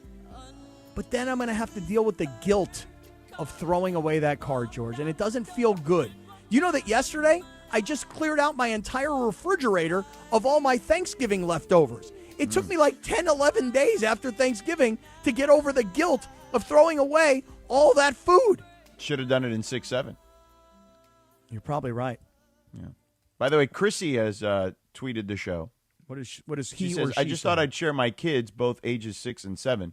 Not only delight in the quack quack, but also enjoy your Jacob and Ronnie reads when you say his phone number and say 6-7. How long are we going to be able to keep that going? How long is the 6-7 thing going to happen? For a little while. Did you see Okay. the story that In-N-Out banned the 6-7 Yeah, I sent it. number now? I didn't see it when you sent it, but they banned the 6-7 number. Well, 67, right? Because Right. the entire restaurant would go 6-7. It was like a viral thing with kids. Yes. What's wrong with that? It's funny. 3-2. Hey, I like that one better. You like 3-2 better than 6-7? I do. All right. So anyway, real quick, do we have the audio from Rich Paul and Yes, Max or no? sure Okay, do. bring on DeAndre. He's the host of Lakers Talk Daily. I'd love to have his thoughts on this too. And then we can slide into some Eagles conversation before we get to Cappy's prize pick of the day and dealer's choice and all the other stuff. So Max and Rich Paul, Max Kellerman, friend of the station, and Rich Paul, super agent in the NBA, agent of LeBron James, are doing a podcast together on the Ringer Sports Network, which is Bill Simmons' company. And Good get for Bill. They dropped their first episode. I guess recently, today or yesterday or whatever. Yeah. And they were talking about the Lakers. So in that conversation, there are two clips that I think that are circulating the rounds today. And one of them is about Rich believing that this Lakers team is not a team that can win a championship. Now, let's play that clip first. I personally don't think the Lakers are good enough to be contenders right now. Not right now. When you say contenders, what do you mean? I don't think they have enough to get to the Western Conference final. I don't think they have enough to get to really contend from that perspective. So right OKC is in a class by themselves. And here they are, they're rolling. Now they're confident because they just won the championship. They're maturing. They're getting better. So, okay, put them aside for a second. You think the Lakers don't fit in with the rest of the pack? They got the second best record in the conference. Yeah, but we've seen that before. That doesn't mean anything. I think when you have the talent up top that they have, those guys can win games. LeBron and Luka. But also Austin's And played Austin very well Reeves, this yeah, year. absolutely. He's taken a step. But then things start to really, when you come to back half of the season, where guys are really, now they have their conditioning, they're scouting you different, they're preparing for you more. Yeah. It's one thing. Then when you go into the playoffs, we've seen last year, they ran into athleticism and length. They struggled.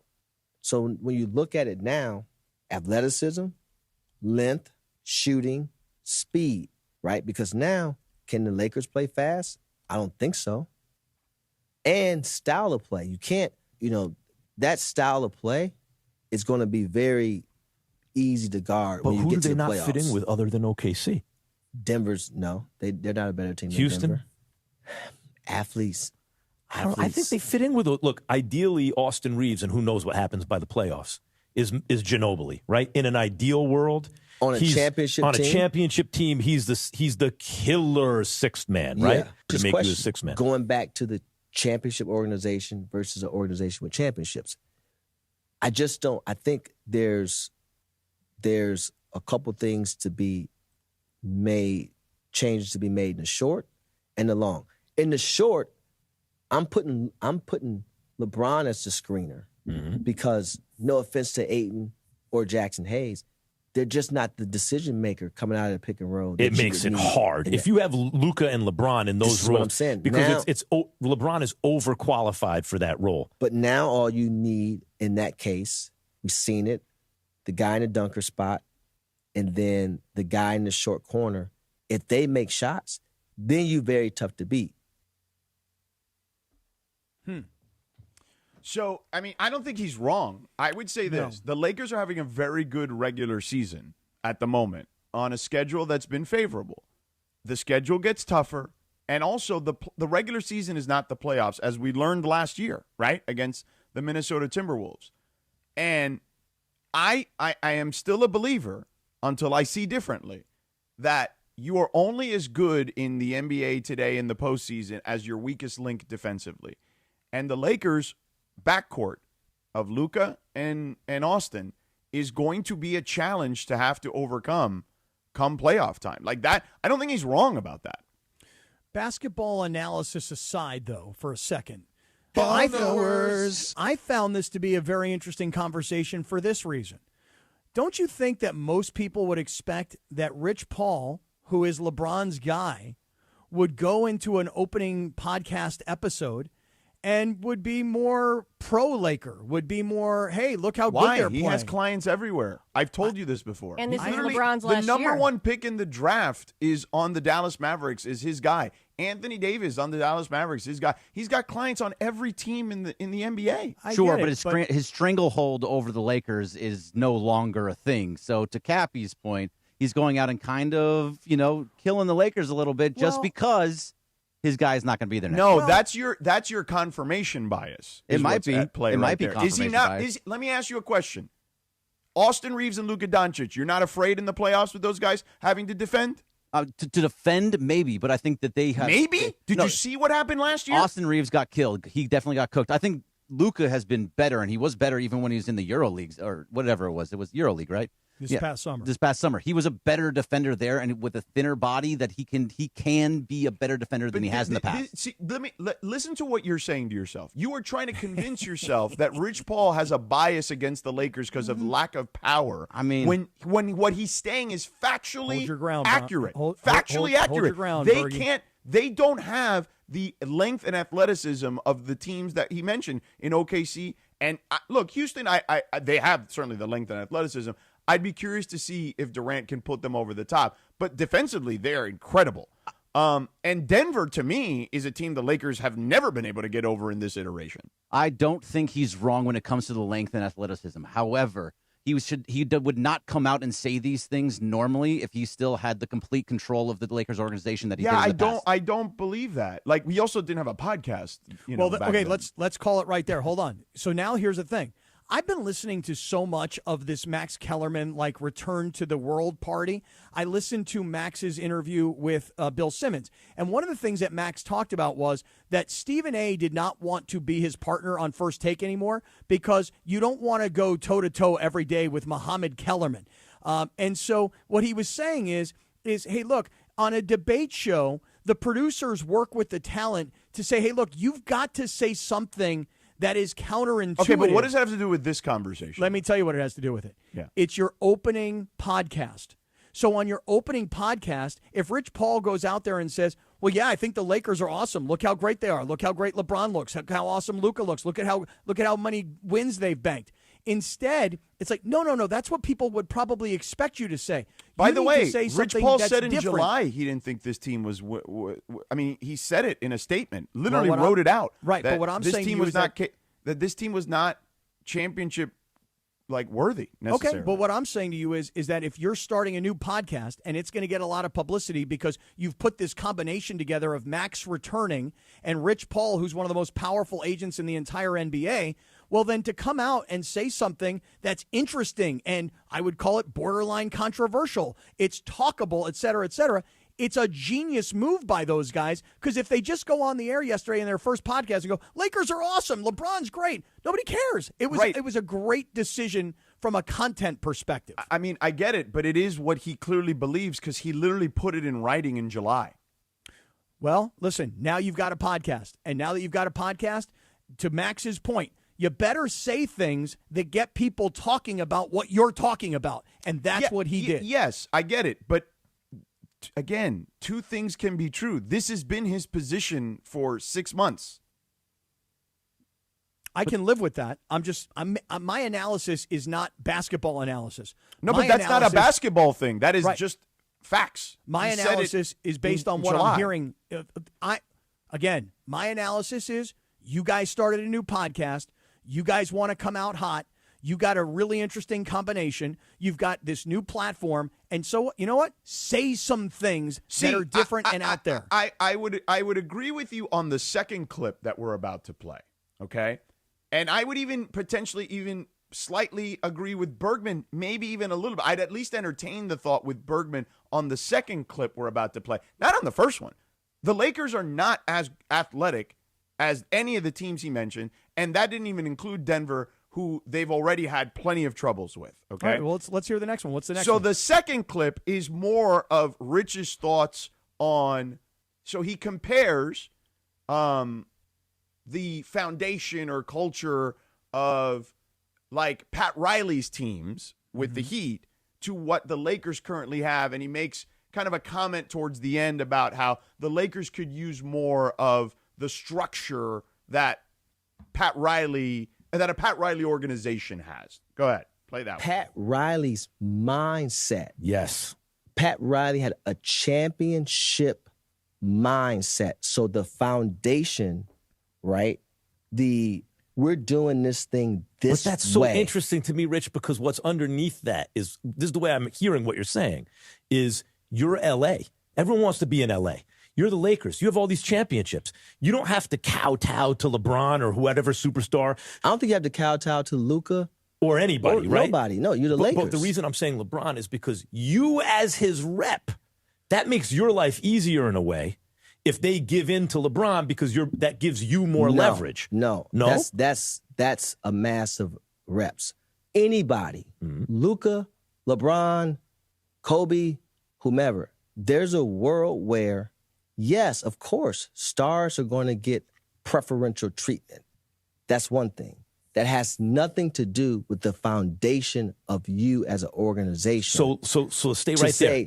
No matter what, these things are what they are. So I would say if there was room to grow for the Lakers, it would be in that department. Right. Yes, we are the Lakers, and let's establish this culture. We've got 17 championships.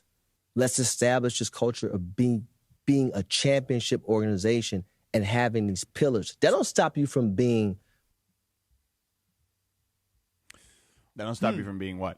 I don't know, but he got cut off in the middle of it. You know, Bergie, I'll tell you something. What you're saying, I'm hearing.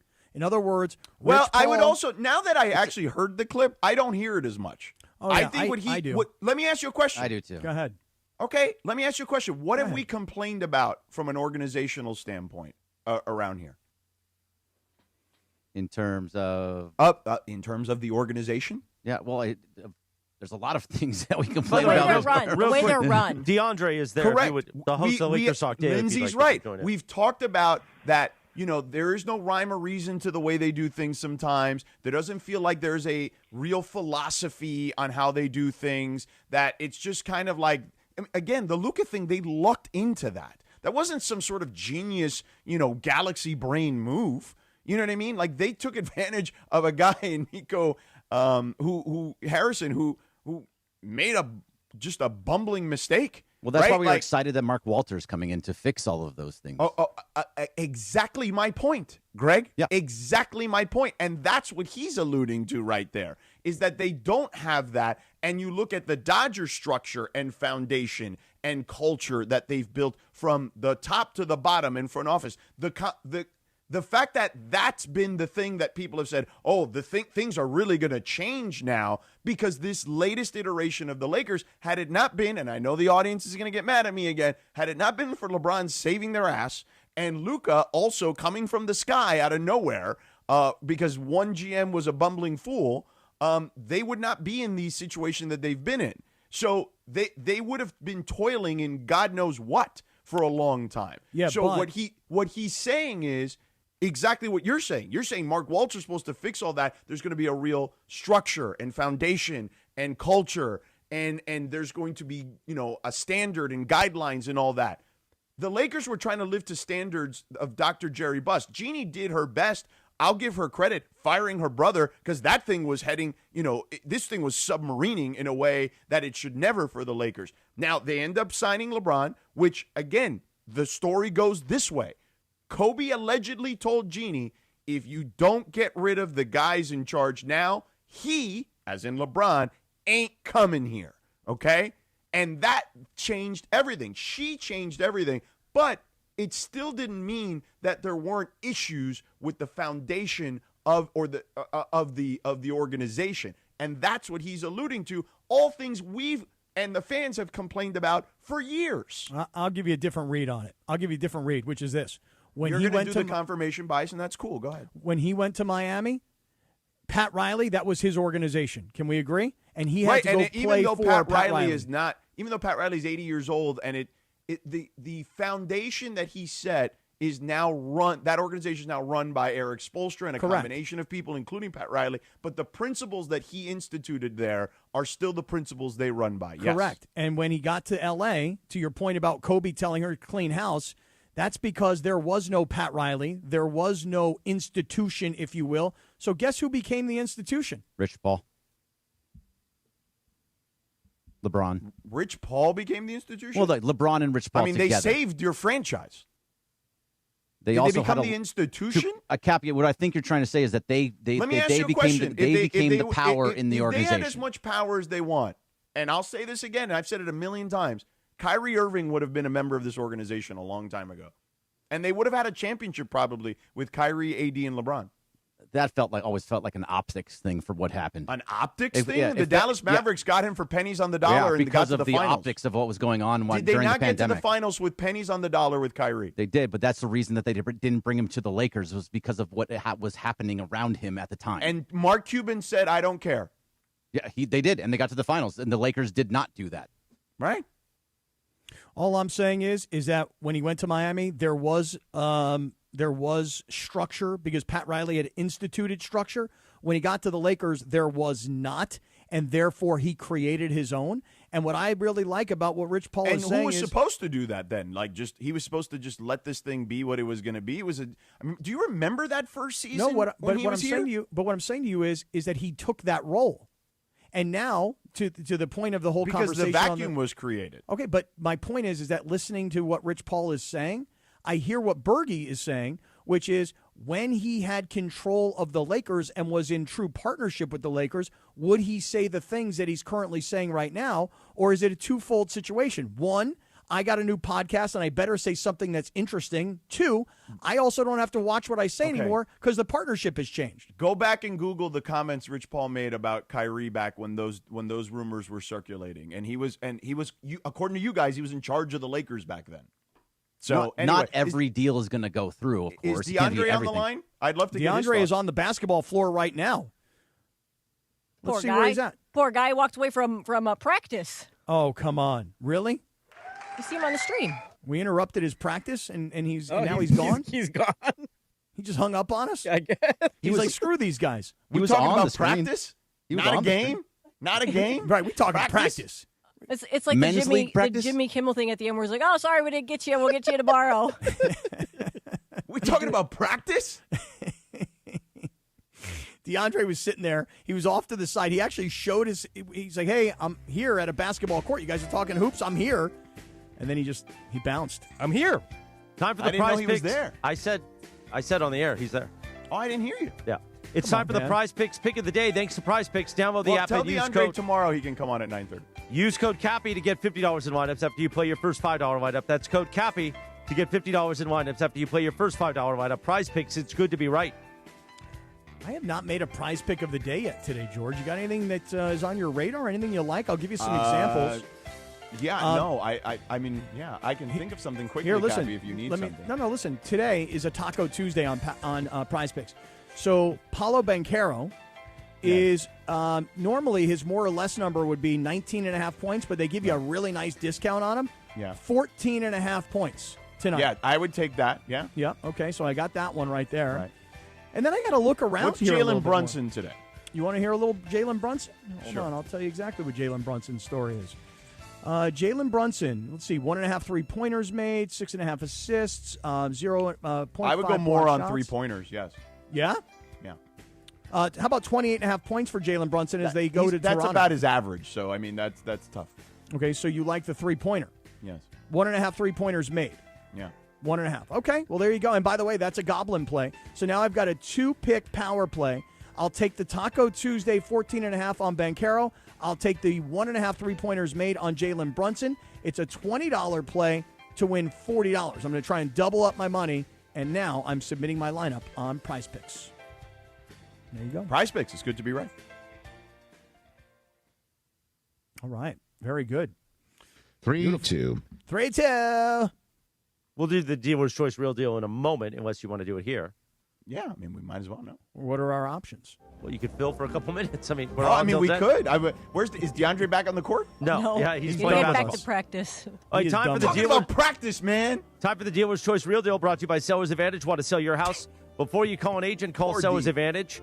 They'll buy it as is with a competitive cash offer. No repairs needed. They make selling easy. Call 888-390-AS-IS for a no-obligation offer or visit sellersadvantage.com. DRE 0196165 Cappy. I'm going to go back right now, Christopher, Arthur Morales.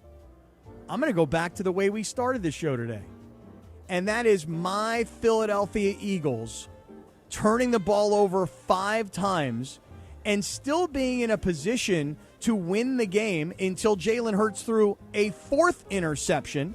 So I'm going back to the beginning of this whole show because, George, I'm getting beaten up by Charger fans. Anytime the Chargers win, I get text after text after text from people that are bragging to me about the Charger win. Guys, it was a good win. It was a gutsy win. You've got a quarterback with a broken hand who's got all kinds of different apparatus on the hand to protect the dude. The guy rushes for 66 yards, even though he'd been sacked 7 times and was running for his life the entire day. It was a good win. I will grant you that. But can you at least grant me back that the Philadelphia Eagles are falling apart in front of our eyes? Their top wide receiver, who doesn't stop complaining, drops a pass that turns into an interception, drops a pass in the end zone for an easy touchdown. I mean, come on. You're going to sit here and tell me that that was all the San Diego Superchargers beating the Eagles as opposed to the Eagles beating themselves? So I'm going to tell you this right now. For everybody that called me out on Twitter and said, boy, you're always here when the Chargers lose, but you're never around when they win. I'm freaking done with Twitter, man. I will use it ever so sparingly, but I'm freaking done with that platform. So while you're looking for me last night because you want to stick it to me, just know I got better things going on in my real life than to sit here and argue with you people on Twitter. Does JT the Break know about this decision? Because he lives on Twitter. I don't know if he knows about this, but he I'm going to alert him. He replies to every tweet. Yeah, I'm going to alert him. Except mine, except he doesn't reply to mine. Which I don't understand, by the way. Because he's scared. He's a coward. Man. Wow. And you know what else he is? A hack. So now he's a hack and a coward? Yeah, well, he doesn't reply to my tweets. I tried to wish him happy birthday with a picture of a Rams Devontae Adams jersey. He didn't reply. Oh, wow. Wow. What a thing to do. Hey, happy birthday. Here's a Devontae Adams Rams jersey. Because there's no black cloud in L.A. It's all blue skies and sunshine. Wow. And he's happy, and he's playing the best football of his entire career. And there's a good chance he's going to win a Super Bowl. God, I hope you're right. If the Rams make it to the Super Bowl, am I by myself in San Francisco this year on Radio Row, or will anybody else come to Radio Row with me? Well, last time we were... Hold on, let's hit the post. The last time they were in the Super Bowl, it was here. Right. And were we on Radio Row? Isn't that where Cappy almost broke his leg with Lindsay that one time? Yes. Cappy, we weren't on Radio Row because we're not, Tulsa. We're not crazy, wacky radio guys. I mean, do you really want to go to Radio Row? I mean, if the Rams are in the Super Bowl for No. shizzle. No. Why? So we can go ahead to, I would rather you throw me in a pit with the mongrels, okay? Wow, a mongrel pit? A mongrel pit for 3 hours that have to go to Radio Row. Why don't we create our own Radio Row? And We can do fake that. having to see all these sports radio people and smile at them. Hey, man, how are things at 610 in KC, man? Oh, man, it's really wacky. Remember that time we were in Tuscaloosa in 88? Oh, man. Or you'll like interview like Brian Sipe and be like, oh, how's that new deodorant going? Well, what about my guy, the DJ? What's the DJ's name that I became? Yeah, what's his name? Diplo. I'm best friends with Diplo now. I couldn't even remember his name. I love him so much right now. See how long? We should merge the Cappy cast today because those suckers over there are going to be so mad at the Dodgers today. Oh, I'm sure. When Cappy says that people are going to be mad at the Dodgers, he's really just talking about his Cappy cast guys. Well, I'm talking about how people outside of L.A. feel about the Dodgers. That's exactly right. But we I'll should tell you all this. invade it, all of us. Hey, you guys should. I'll tell you this. How do One we guy's do going to that? be really happy about the Chargers win, and one guy's going to be really unhappy about the Chargers win. Technically, how do we do that? How do we stay in this room and keep going and join that show? I don't know how we do that. Here's how we do it. We send you a link. You guys click the link, and everybody's on the show. And I would let's love do it. that. Let's do it. Let's do it. How do we do that? Like, when do you start that show? Probably about 7 minutes from right now. I mean, Text I us when you're can ready. give you 15 good minutes, and I'd love for Chris and them to go at it a little bit. How do I see them in here, though? I don't know how to do that. Get your regular computer. I mean, think about it, I'll show you. Cappy. How many people? If we bring our audience to your show for a day, I mean, that would be that would help the numbers. No. Oh, listen, many Mongrels spend their mid morning with me, and many great friends spend their early morning with us. So it's a reciprocal relationship. I love it. Are we doing it or no? Well, we sounded like the music is out. Well, and Lindsay, then we I go. mean, We can do it actually up until Bergman then takes over for the Blue Review. Well, and I also have to bail out a little early today because I have a call with a new partnership here at ESPN LA. So I got to kind of get in and get out, you know? Wait, so you're not even doing the full Cappy Cast? I got to leave for like 20 minutes to do a partner call for ESPN LA. See where I'm committed? So listen, Dong Hammerstein, who said I mailed it in today, we're doing extra time. So go bleep yourself. Hey, Dong, you're right. He mailed it in, this guy. Way to mail it in today, George. Wait a minute. Freaking Dong guy. Hammerstein said what? He said that George mailed it in. Listen, my mailing it in is better than 99.9% of the sports radio world's full efforts. Wow, you hear that, Dong? The Donger need food. So wait a minute. Are you emailing Parker the link? So, like, I've got my laptop now so I can see these hacks that you do the show with. Yeah, but you guys got to understand, you're making decisions that I have to go deal with now. So, listen. Well, I don't know if Wait, are you saying you don't want They're us not on your going to be show? happy that we're invading your show. Yeah, I don't know if this is all going to work. Oh, really? Oh, now quickly it's not going to work. Now that we're in. Is it not going to work, or are you afraid of what happens when we're No, all I think together? that's what it is. I think Greg is I onto think- it. You I are think- afraid. You're I afraid think- that your guy's going to be like, wait, what? What just happened? Well, you're Yeah, bringing I in know, the I think major Browner market and Morales- swingers? Did Browner these and guys Morales just would be take great. over our show? Let's go. Browner and Morales would be awesome. This will be like when Kevin Nash and Scott Hall came to the WCW that one time, the first time. I'm going to That's tell him what that it'll be Cambone gave me a recording of his comedy, and it wasn't very good. Okay. But Alex Padilla, he's a Laker fan. He did work for a Laker site at one point. Does he still do that? He doesn't anymore. He doesn't? No, but he should enjoy us. And I'll let them know we're going to buy out that show in 27, and we'll make decisions then. No. Hold It's on, kind of not like in Succession when Logan Roy says, they're going to rate you. Hey, Browner and Alex Padilla, we're going to rate you. Hey, save it for the show. Save it for the show. Not 27, Chris. June of 26, baby. It's coming. I don't know if we're going to be ready in June of 26, but Oh, maybe we're not? 27. Okay. All right. Yeah, that show doesn't run on your ESPN GKB deal. Don't try to combine them, sucker. Well, I thought you were buying me out. I will in 27. I What are shouldn't you say gonna do in I. 26? I should say GKB. Well, not me, personally.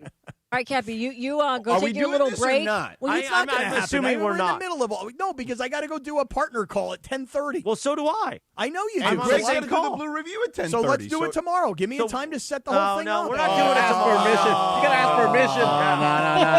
No. You know what you are, Needs to be Cappy? now. You are a gutless bum. And a hack and a scumbag. No, and you're not. anything You're else? not No, a hack or a scumbag. Neither. You are So very let's see gutless how for this. Let me see how this is going to go. You're going to tell the guys, like, hey, guys, I can only do 30 minutes. I got this partner thing. But, hey, just, the 710 guys, they want to come on. Yeah. I didn't think it was a good idea, didn't think but it they've was been good, pushing guys. for it. It's going to go like that, right? Well, That's what- they have nixed other guests. I will tell you that. We're not guests. We're an entire show that they talk about nonstop. No, they talk about. We're literally going to, we're going to, like, I don't know, like 20 times your audience in one day. Right. All right, I'll tell you what. Let me go talk to these guys.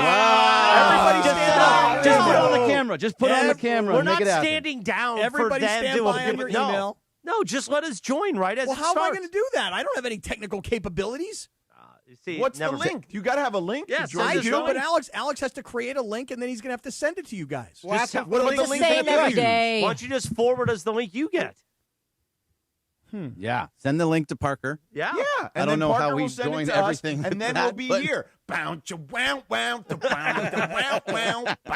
friends. Yeah. Hello, friends. NWO. Can't you just send us the same link that you send all of your guests, and we'll all join it on our Right, own as a computers guest. as guests? Oh, all, But I all, don't do all any of our that. computers. I don't know how to Tell do any of Alex Padilla right now. I'm sure he's busy getting ready for this extravaganza. Just say, hey, we got a guest. I need a link.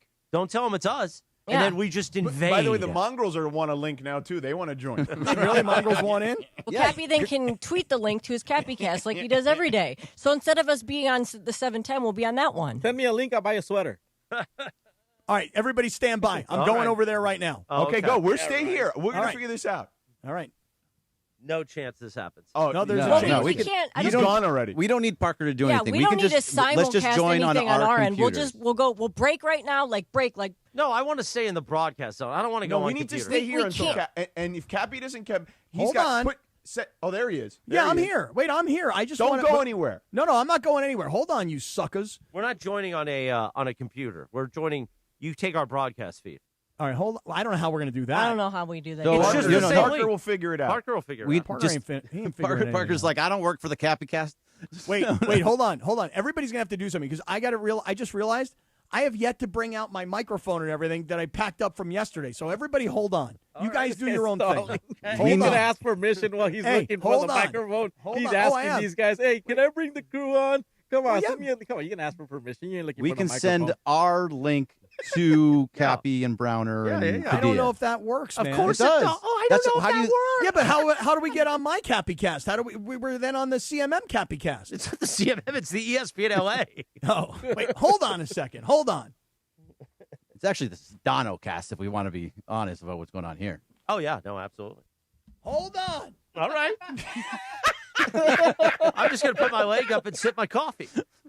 This is bonus time. By the Oh way, yeah. Sedano- I'm willing to do this today because if we get to invade the Cappy Cast, then I'm in. Not a chance this happens. He's gonna say technically it's not possible because his guys, they're shaking in the corner right now. Alex is gonna have to figure it out. It is on YouTube, Parker, so you can screen share it. Is that what's going to go on here? Okay, so he's going to screen share Oh, screen share. the cast onto our YouTube.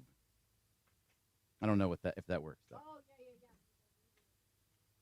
Just turn on your mic, Lindsay. Yeah, Lindsay. Where everybody's we would still then need to do them separately because the whole audio thing. I think right. I don't know. I don't know. I'm trying to Google it. Well, Hang no, on. because the audio feed from this is going into Parker's iPad. So right, you just, but they won't be able to hear us. Why wouldn't they? We're just joining from the iPad as a guest. If we can do that. Ron, we don't have I time don't for your think we can do nonsense that. today.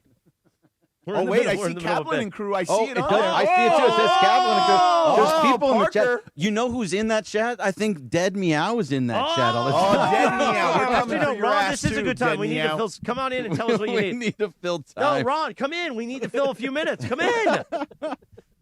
805 tried to pay the 1099 with Klarna. What is that about? I don't know. No, What do you monthly, need, Ron? that's monthly payments. $10 a month. Come on, $10 a week. Oh, you're not going to have time to huddle because now Cappy's joined the Cappy Cast, and we're doing a lot. We're going to just going to continue, but we did talk briefly about it. You invited like 40 people.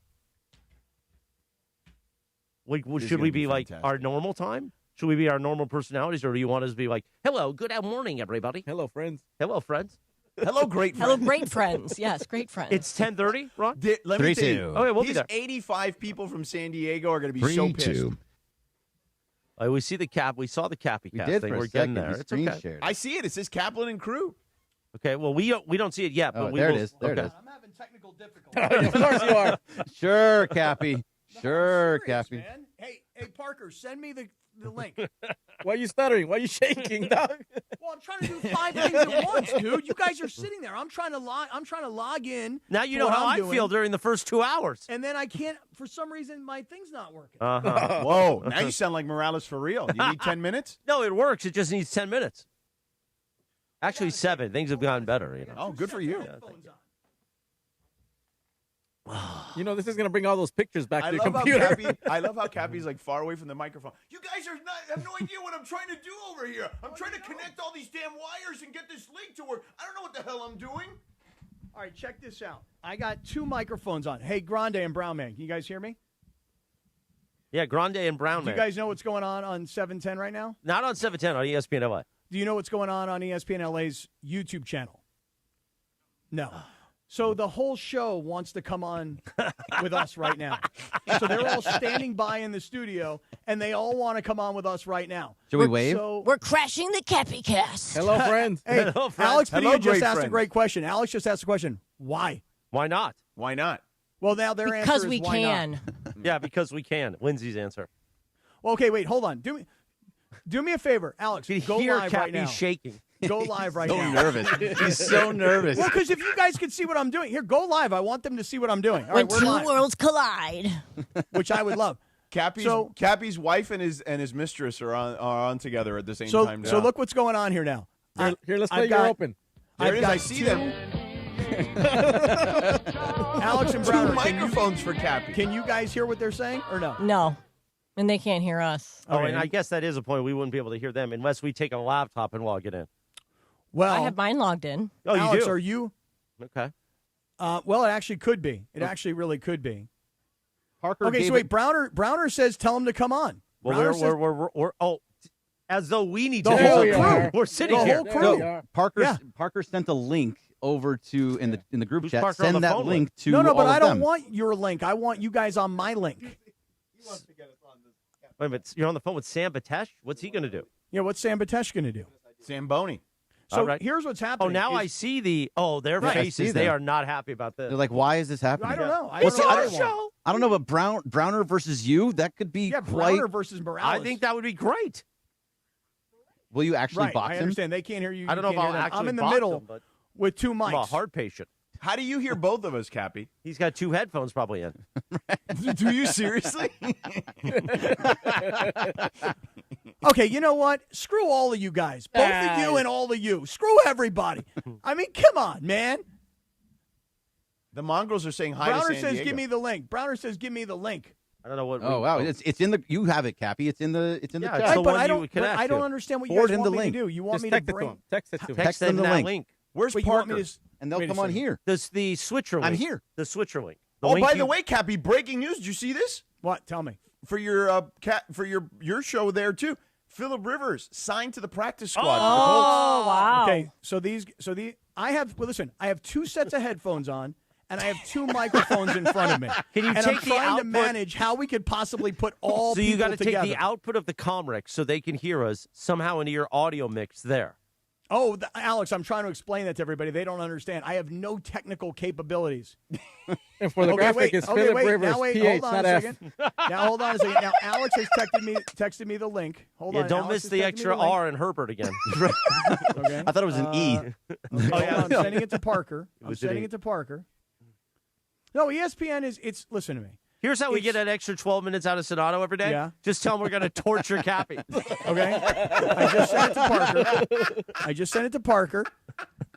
I just sent it to Parker, and I'm going to say to everybody right now in advance, if we can actually somehow pull this off, good for us. Yeah. But Alex, you don't seem happy about it. Browner always wants to bring something up. Yeah, Alex is looking He's to the literally sky. like rolling his eyes, like, "Oh my God, are we really doing this?"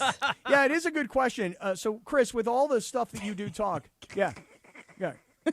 I can't Right. hear. I can't hear what they're Right. saying. So Alex is asking all you do is talk smack, Chris. So Right. what is it that you want to do to coming on with us right now? Well, technically, it wasn't my idea. It was Sedano's idea. But Yeah, it was we're mine. here. What is it you're looking But for, I George? wanted them to be able to air their grievances Oh, out. against everybody each other. everybody says that they love George, and George is always welcome here.